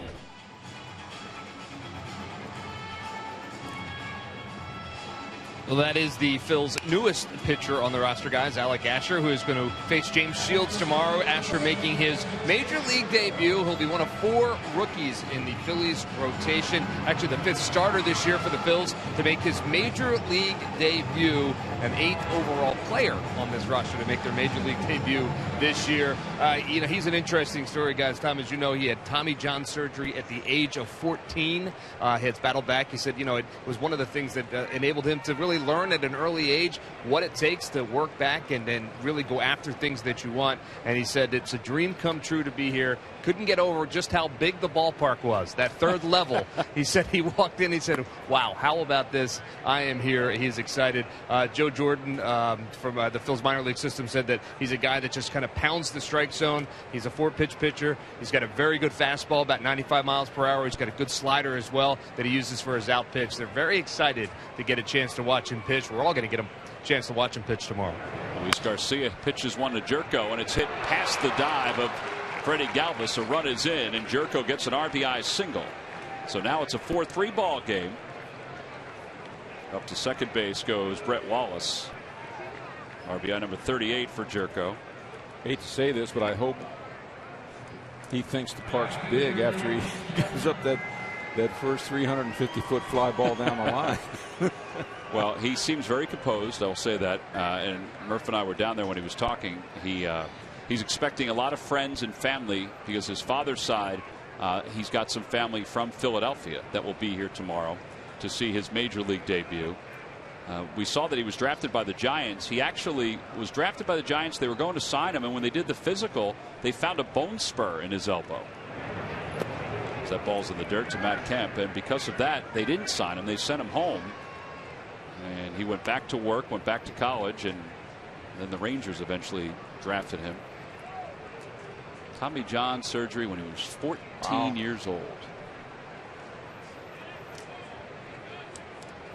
So he had his share of adversity. I waited till I was 28. Swing and a miss at Kemp. It's 1 ball, 1 strike. For Tommy John or for adversity? Oh yeah. Wow. How was that rehab? Not fun. Randy Wolf and I rehabbed together, actually.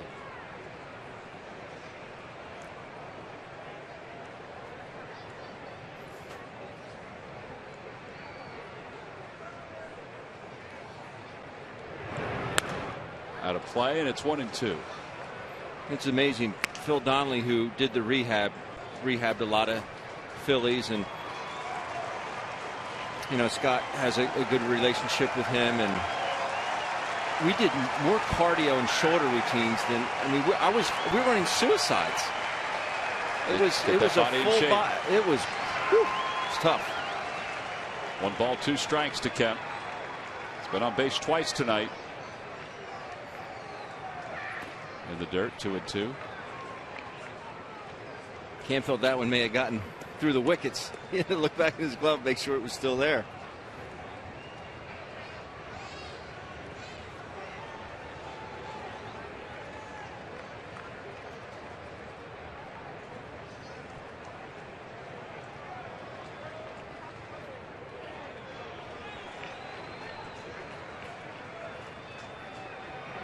Swing and a miss. He got it with a slider. Side is retired. A run does score. An RBI single by Jed Jerko, but Garcia is able to get the next batter on strikes. Freddie Galvis will start it up when we return. It'll be Galvis, Francoeur, and Hernandez.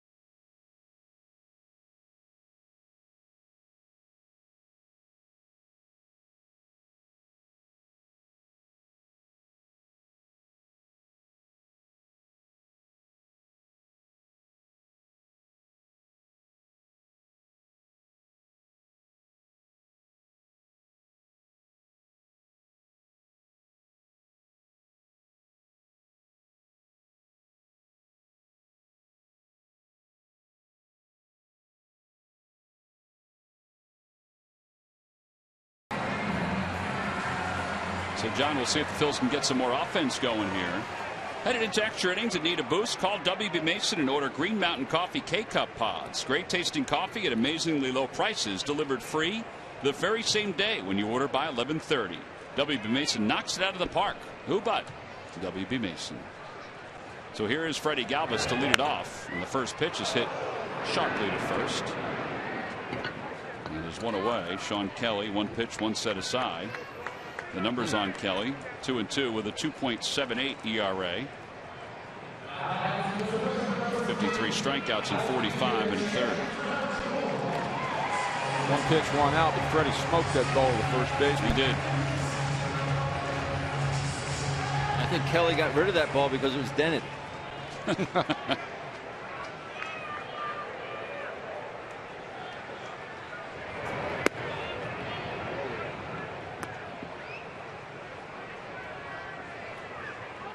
0-1 to Francoeur.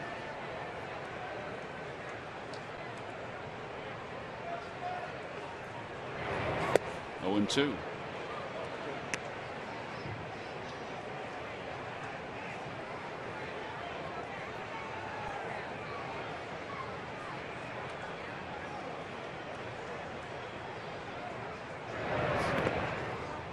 Your best guess. I mean, what do you think the future holds for Jeff Francoeur? I know he's been a tremendously valuable player for us. It's a great question because, you know, this is a solid year. He's a free agent at the end of this season. I would think the Phils would like to have him back. I know he would like to stay here, but somebody might come calling, or maybe an American League team or somebody just in general might come calling for more cash and maybe an extra year. I can't imagine he'll get a ton of years, but still, I think he's opened up a lot of eyes. There's no doubt about that.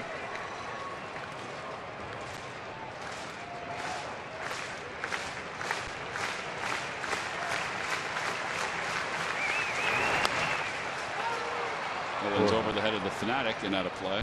Sure is a valuable player to have on the team. Understands what's expected of him. Commands a great deal of respect from all the young players. Asked him about that double last night. He said, yeah, I was looking in there. He said the first 2 pitches dictated that. Well, they were working him away in this at bat, and he's down on strikes. So the second out here in the 7th. And here's Cesar Hernandez due up.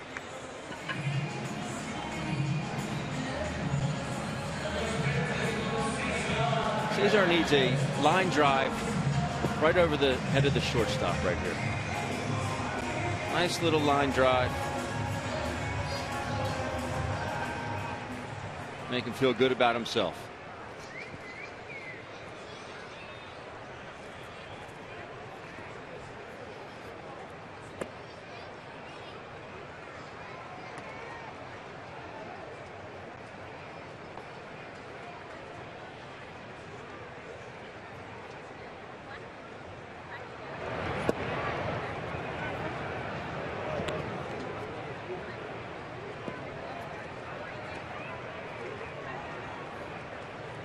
Mike, I'll be honest with you. I set the innings you're going to keep the scorebook tonight at 3.5. I set it at 3.5. Did you go? Did you get odds on it? He's still going. Yes, he is. Read them and weep, baby. I even got runs and hits down at the bottom in there now. Man, alive. And I'm right on schedule. The only thing I can't remember is what slot the pitcher's in, the Phillies pitcher. Is that out there? Out? He's in for Don Brown. Yeah. Okay, thank you. He's in the 6th hole.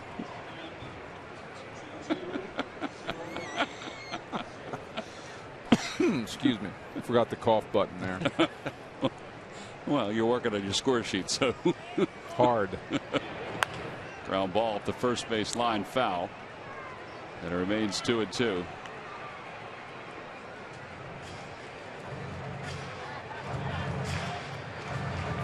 We may be able to set that bar higher tomorrow. Well, if he goes all 9 today. Day game after a night game. That's true. Get your rest.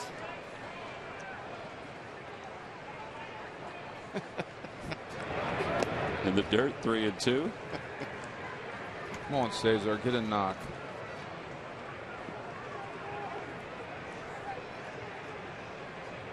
Odubel Herrera waits on deck.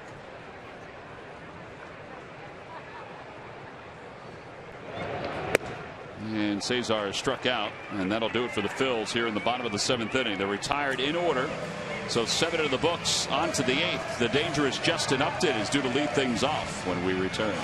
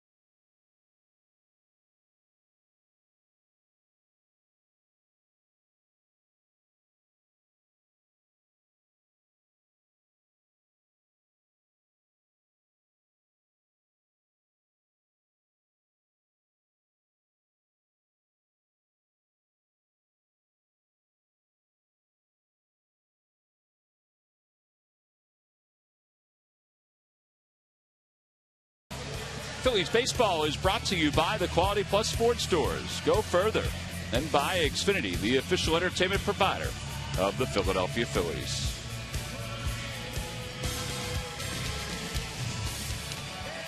Here is Justin Upton playing a little Bruce Springsteen Glory Days in the background because they had some of the fantasy campers dancing with the Fanatic. One of which is wearing number 20. Did you give him special dispensation for that? Nope. It can't happen in this city. I'm telling you. On the left. The one with no rhythm at all. Oh, that's all of them. Excuse me. Justin Upton takes a strike on the inside corner. It's 0-1. Justin Upton has 600 feet of line drives here tonight. Nothing to show for it. Yeah, Adam Morgan got him twice. I should say Odubel Herrera got him twice. Slider 0-2.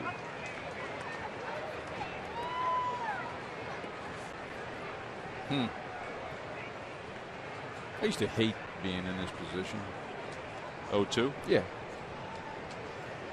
Try 16 years of it.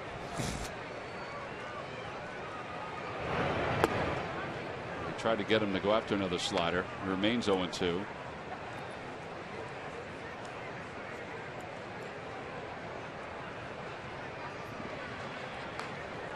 The first two aren't that tough to take. It's the 2-2 pitch that's the tough one. Now, right? This is the tough one. This is the. Yep. This is when I wanted my pitchers to do their work. This is it. So I don't want to go full count. Oh, I understand, but you're in the like he's going to waste one mode. He's going to waste another one, so you're not over anxious. Now's when you get over anxious. Got him. Baseball. That pitch was worse. That pitch was the worst one of the three, right? Yes, it was. But how do you make a ball move that much at 96? If I didn't look at the radar screen, I'd have thought that was a slider. I would agree with you that there looked like 96. Still, I mean, it had to be a slider for him to swing at that. 96 miles an hour. That's what I'm saying. There's Derek Norris. The movement on that. There it is. Two-seamer. Has a little kind of knuckle. So you may be right. It wasn't spinning like a breaking ball. But point being, You get to that 2-2 pitch, it's so hard. That's usually the wall pitch. This guy has a good hack, I think. Level, very level. He's an all-star last year with Oakland.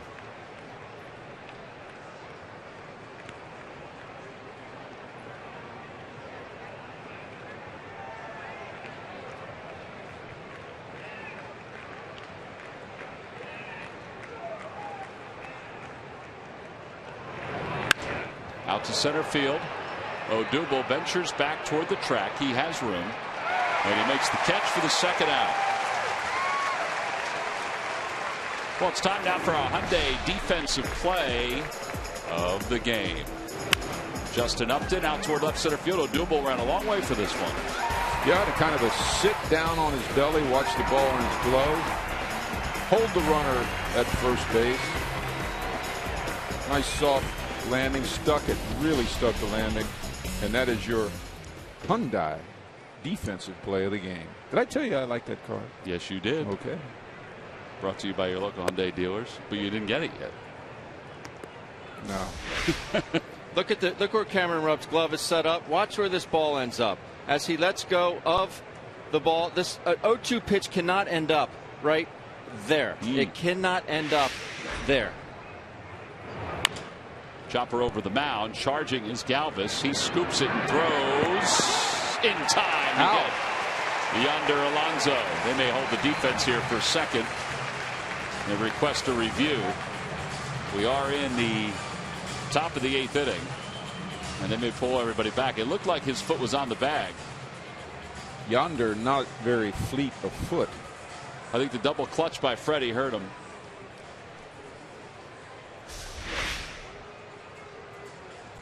His foot's there.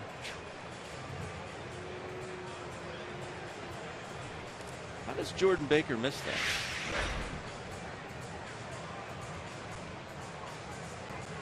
Jordan Baker is a much taller Who's umpire the little than short Jerry, dude? That's Jerry Meals. Jerry Meals. Phillies have already seen the replay, so they're heading back out toward the infield. Question. Let's go back to that pitch that you drew the circle. Okay. Well, we don't have to go back to it. I'm just saying. 0-2 pitch. Fastball. Yes. Why would you? He was calling a fastball low and away off the plate. Down and away. Yes. I mean, his Why glove. wouldn't you just throw a slider? Maybe a wave at it. Right? But I mean, the odds of him to put the ball in play on a fastball, and that's very high compared to the slider. Well, look at the fastball that he threw Upton at 96. He was probably hoping for that same type of movement on that fastball and get a swing and a miss. But on the other hand, we have a 2-run lead, and if he does, I'm sorry about that. My bad. It's a 1-run lead. There again, why give the guy something he can get his bat on with an 0-2 count? That ball almost got out. That Norris hit. Well, here's Amarista, who's batting for Melvin Upton Jr. with 2 outs here in the 8th.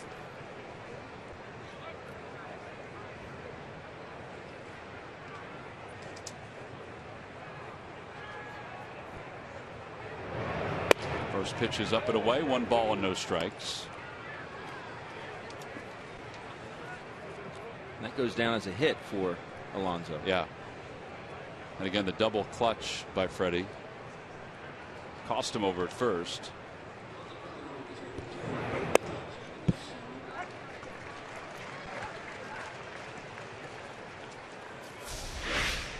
See right here, he reaches in. Oh, he just lost it. So they gave him a hit, right? They gave him a hit.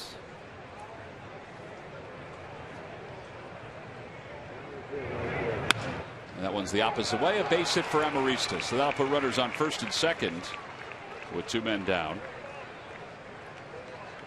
And I believe Barmes is being called back. Phillies do not have anybody up in the bullpen. And I think Corey Spangenberg is going to come up to pinch hit. So they'll bring the lefty up to face the right-hander Luis Garcia.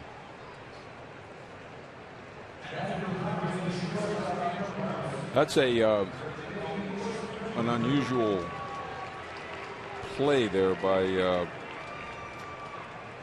their manager, Pat Murphy. Pinch hits Amarista for Melvin Upton. Mm-hmm. Well, I mean, wouldn't Melvin Upton, even though he's not been a very good offensive player last couple of years, have the potential to hit a home run? Yes, he would. But I think he's with seen two him, outs. Yeah, I think he's seen him pop up 3 times tonight. But yes, he would definitely have the potential to hit the home run. Doesn't he make big time money? Big time money. Bob McClure out just to give the scouting report. Might have went from what, 15, 18 million down to a little over the minimum there in bat salary per batter. I'm with the Amarista probably makes a little bit more than that, but it's nowhere near what Upton makes.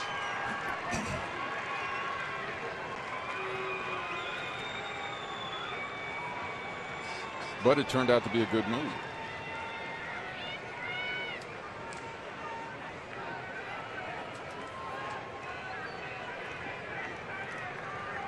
So runners on first and second. In the dirt, Rupp tries to block it. The runners will advance. So that'll be a wild pitch. Boy, does that change things. To put your mind at ease, yes, it does. Well, Cameron Rupp really going to have to be on his horse back there in case Luis spikes another one. To put your mind at ease, though, Michael, this year he's making 14.45. Next year he's making 15.5, and in 2017 he's making 16.5. Oh my! Oh, okay. That's. I was thinking he was making like 18. I'll tip. It's 1-1.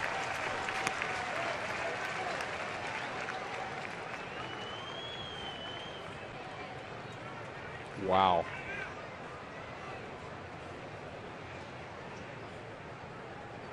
I don't even want to look.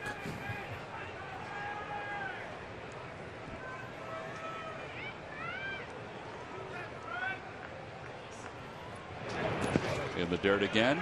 2 balls and 1 strike. Nice play, Rupper.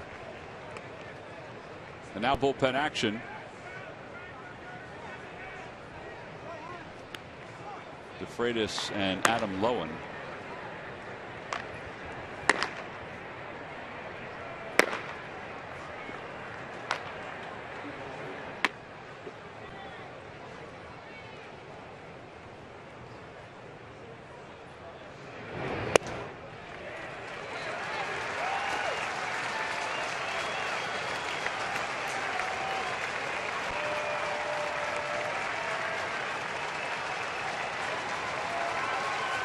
Pitch right here.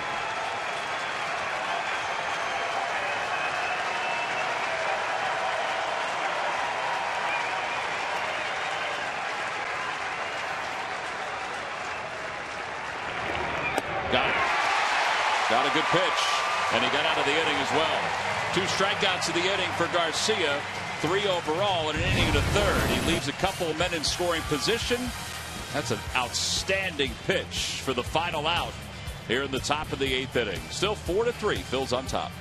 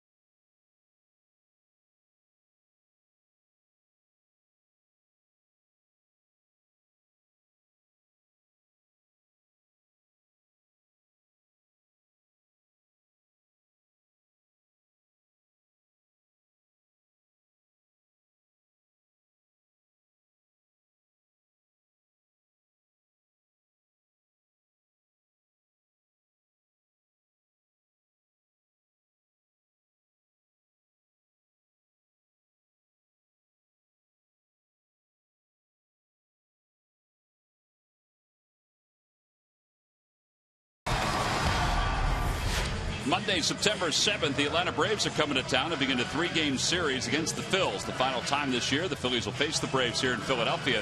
Tickets can be purchased for all 3 games by going to Phillies.com. Bottom of the 8th inning, the Phillies on top 4-3. Alexi Amarista stays in the ballgame to play shortstop. He had a pinch hit single. Travis Jankowski comes on to play center field for the Padres. And Joaquin Benoit will be the new pitcher. 2.14 earned run average. Ken Giles is warming up in the bullpen, so that's a good sign that he is available tonight and ready to go. And Odubel Herrera will lead things off for the Phillies. There's Giles.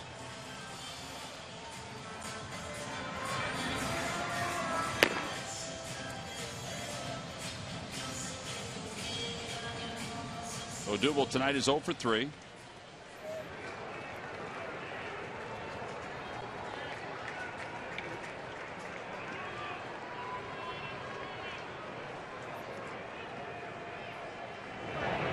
First pitch is swung out and missed. Well, Benoit has a very good changeup, and you just saw it right there.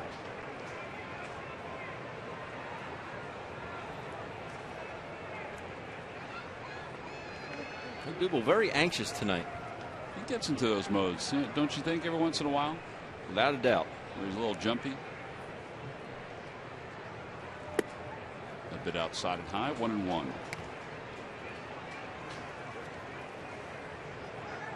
Benoit, very free and easy guy.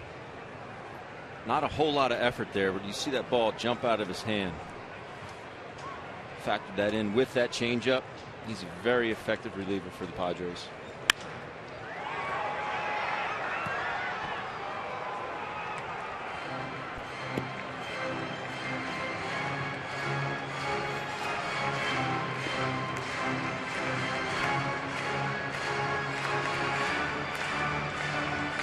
Stylish reliever. Really sweet windup and release. He'll be tough on right-handed hitters. Kind of looks away, turns his back. And a quick worker. Here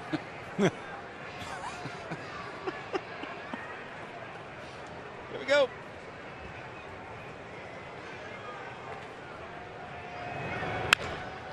Toward third, gobbled up by Solarte. And Odubel's thrown that one away.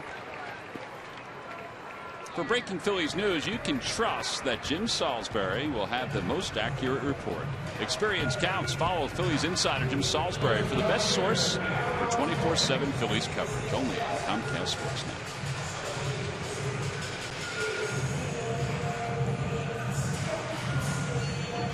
Aaron Altair will be the hitter. He is 1 for 3 in this ball game.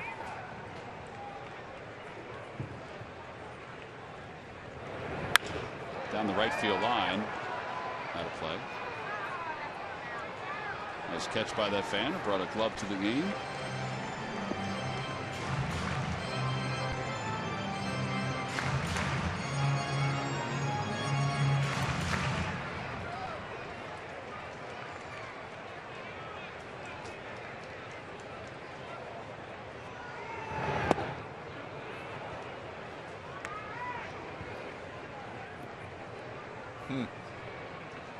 Not a good sign. You ever tell you I hated being in this spot?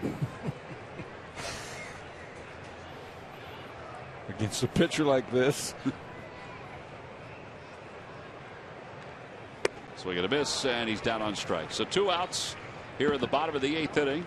Ryan Howard's coming up. Let's check in with Greg Murphy with the Major League Notebook. Murph? All right, Tom, thank you very much. Brought to you by St. Joseph's University. And the great Vin Scully, we heard late last night, made the announcement that he is coming back as the play-by-play guy for the Dodgers, his 67th season in the broadcast booth for the Dodgers. But today, the 87-year-old announced that it will indeed be his final season. So he's going to call it.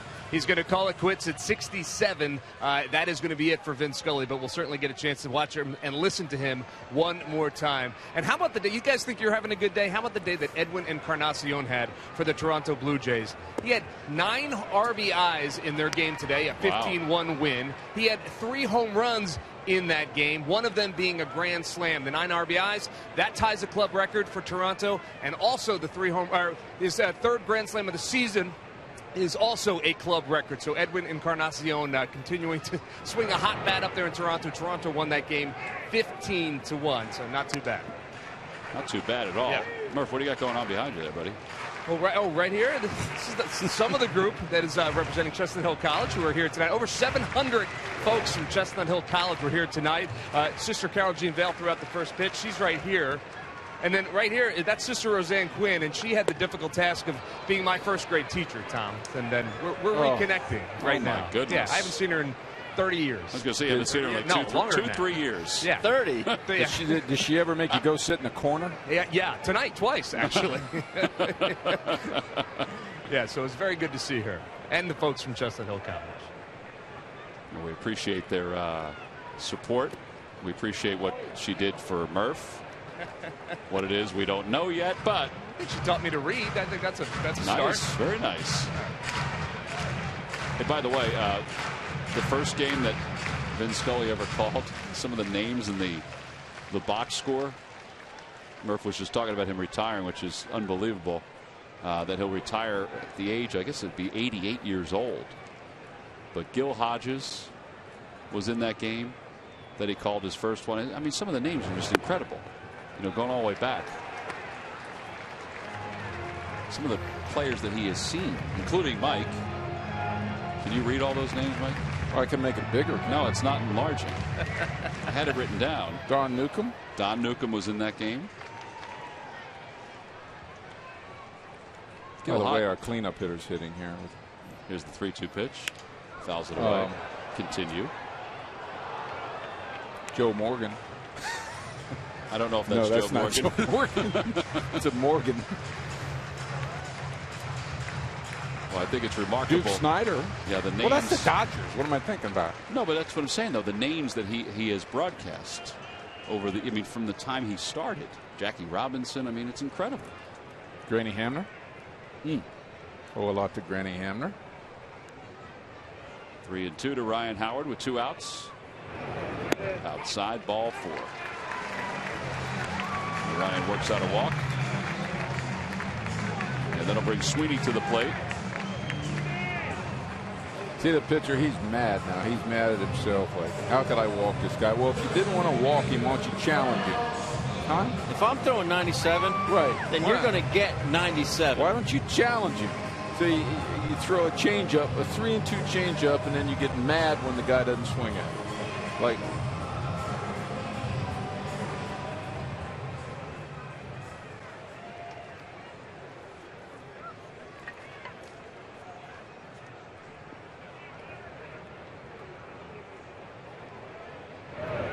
That one's pulled softly to second base. Up with it is Jerko. Side is retired. No runs, no hits, and 1 man left. Ken Giles will be coming on to try to close the door for the Phils in this 1-run game.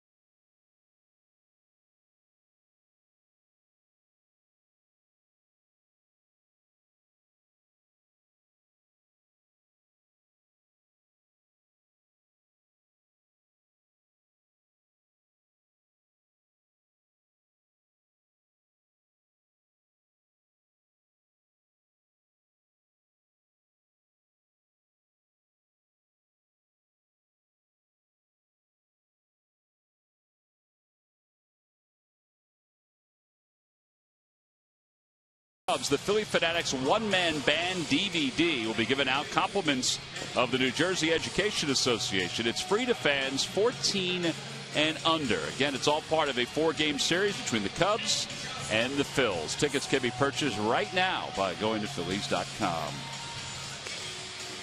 As we go to the top of the 9th inning, Ken Giles will take over. Phillies will make some adjustments defensively. Cesar Hernandez moves from third over to second. And Andres Blanco comes on to play third base. So here's Giles, 5-2 with a 1.56 ERA, but with 10 saves, all 10 coming since he took over as the closer for Jonathan Papelbon.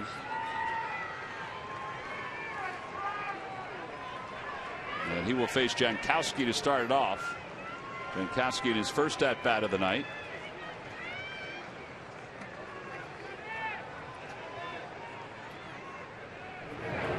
First pitch is outside, 1 ball, no strikes. Every time the Phillies pitchers retire the opposition, 1, 2, 3, Comcast make a contribution to Phillies charities.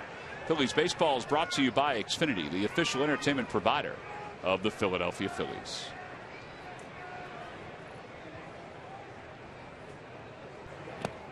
In the dirt, 2-0. I don't know if you knew this, Tom, but Giles comes out to Hail to the King from Avenged Sevenfold. Well, I will tell you that I read that somewhere. I read the Avenged Sevenfold. I did not know the name of the song. You gonna download it? Would that he did? Would that be his? Or he just wanted to find out the name of the song? I just Shazammed it. I can't believe he would download it. Anyway, is that his Walk to the Mound song? That's his Walk to the Mound song. Hey, wow. Outside, 3-1. Giles went 2 1/3 in his last outing against the Mets. Pete Buchanan said, I was just trying to win the game. Our bullpen was overused, and we were trying to get, he only threw 30 pitches. There's no way Jankowski can swing at this pitch.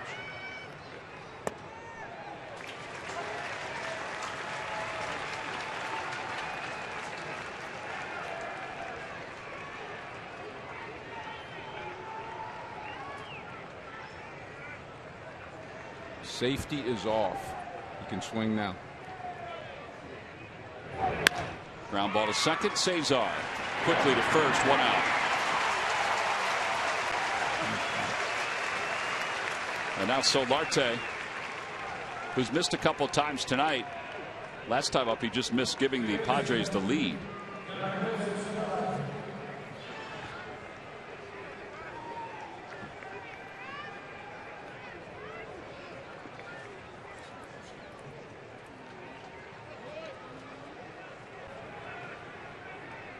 Do you have a pronunciation on that first name? Yeah, Jan Ervis. Jan Ervis. Jan Ervis. Down low, 1 ball, no strikes.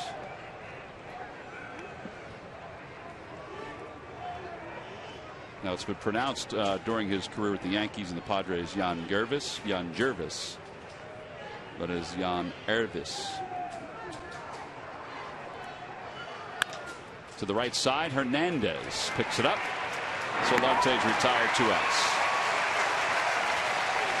8 pitches, 2 away. Stay tuned after the game. Tommy Green is all dressed up and ready to go. He'll give his opinions on tonight's matchup between the Phils and the Padres only on Cure Auto Insurance presents Phillies Post-Game Live.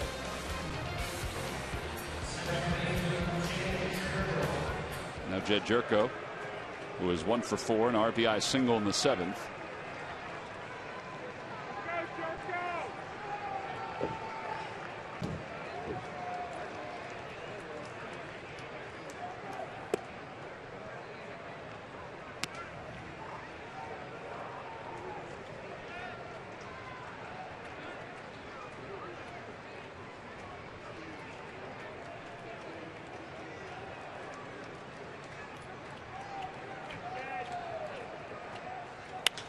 Fly ball, shallow center field. Odubel was playing no doubles, but he's going to get under it. And the Phils have won back-to-back games to begin this series with the Padres. They've won all 5 against San Diego so far. They've now won 7 straight at home against San Diego. as they win it tonight by a final score of 4-3. Darnell Sweeney certainly helped out with a 2-run home run. Pete McCann has to feel good that after the 4-game losing streak where they were walloped by the New York Mets, they've come back and won the first 2 against the San Diego Padres. They've done a lot of good things over these 2 ball games. Most importantly, they've won both of the games. Ken Giles is 11 for 11 since taking over as the closer of the Phils. Our WB Mason deliveries of the game tonight. Go back to the 4th inning and start with Freddie Galvis. Nice easy swing, lines this ball over Melvin Upton Jr.'s head. Just an easy swing there to score Dominic Brown from first base. Adam Morgan gets a hanging breaking ball from Colin Ray, drives that up the middle to score Freddie Galvis. And they are your WB Mason deliveries of the game, and Murph is down the field with Kenny Giles. All right, thank you very much, Ben. Yep, 11 save opportunities for you since taking over the closer's role, and 11 saves for you tonight. It appears easy. No save is easy in the big leagues, but it looked like you had pretty good stuff tonight. I mean, I just wanted to go up there and just pound the strike zones. Didn't want to blow them away. Just wanted them to put the ball in play and stuff like that. Makes my job a lot more easier. You know, you had an interesting night the other night when you were seen in 3 innings. I don't know that we've seen that from you here in the big leagues, and I don't know how much you've done it down in the minor leagues. Is that the kind of thing that you relish if you get that opportunity? I mean, it's been a while since I've done that. I mean, I just wanted to go out there for my teammates. I knew my bullpen was kind of fried a little bit, so I wanted to do my part, maybe do a little bit more. I wanted to do more, but I mean, I ran out of gas, so I did what I could do. You know, Kent, you've been up here in the big leagues for a little bit more than a year now, but you look around the bullpen and you're a grizzled veteran out there in a lot of ways. What are you doing right now to kind of, mold this bullpen and get you guys all on the same page? Hey, I'm just trying to do baby steps. It's the same thing that Pap taught me. I mean, I'm doing the little things first, and then I'll get to the bigger things. And so make sure that my bullpen's nice and tight and nice and loose and stuff like that, having fun most of all. I mean, other than that, that's where I'm starting right now. Back-to-back wins for this team, always a good thing as you guys, try to get back on a roll. Oh, yeah. I mean, today was huge. I mean, just going back-to-back wins, I mean, I think that's going to just boost our confidence up more and more. And while the season goes on, I think it's key. That's all it is. That's just key. All right, Kenny, we appreciate it. 11th save of the season for him. Guys, we'll send it back upstairs. All right, Murph, thank you very much. Good win for the Phils, our Chevrolet player of the game. This is the guy that got the victory today, and that is Adam Morgan, who was around the strike zone for a second time against the Padres. Nice job of executing. The best thing that he did tonight was pitch in the righties. It really freed up the outside part of the plate. Very good breaking ball, as you mentioned, Tom. Went to that curveball a few more times, more so than the slider. Was able to get a little bit more depth on that pitch. And he is our Chevrolet player of the game. All right, so the Phils have won back-to-back ball games against the Padres. It's a nice way to, to erase the thoughts of the New York Mets. 4-3, the final score. We'll wrap it up.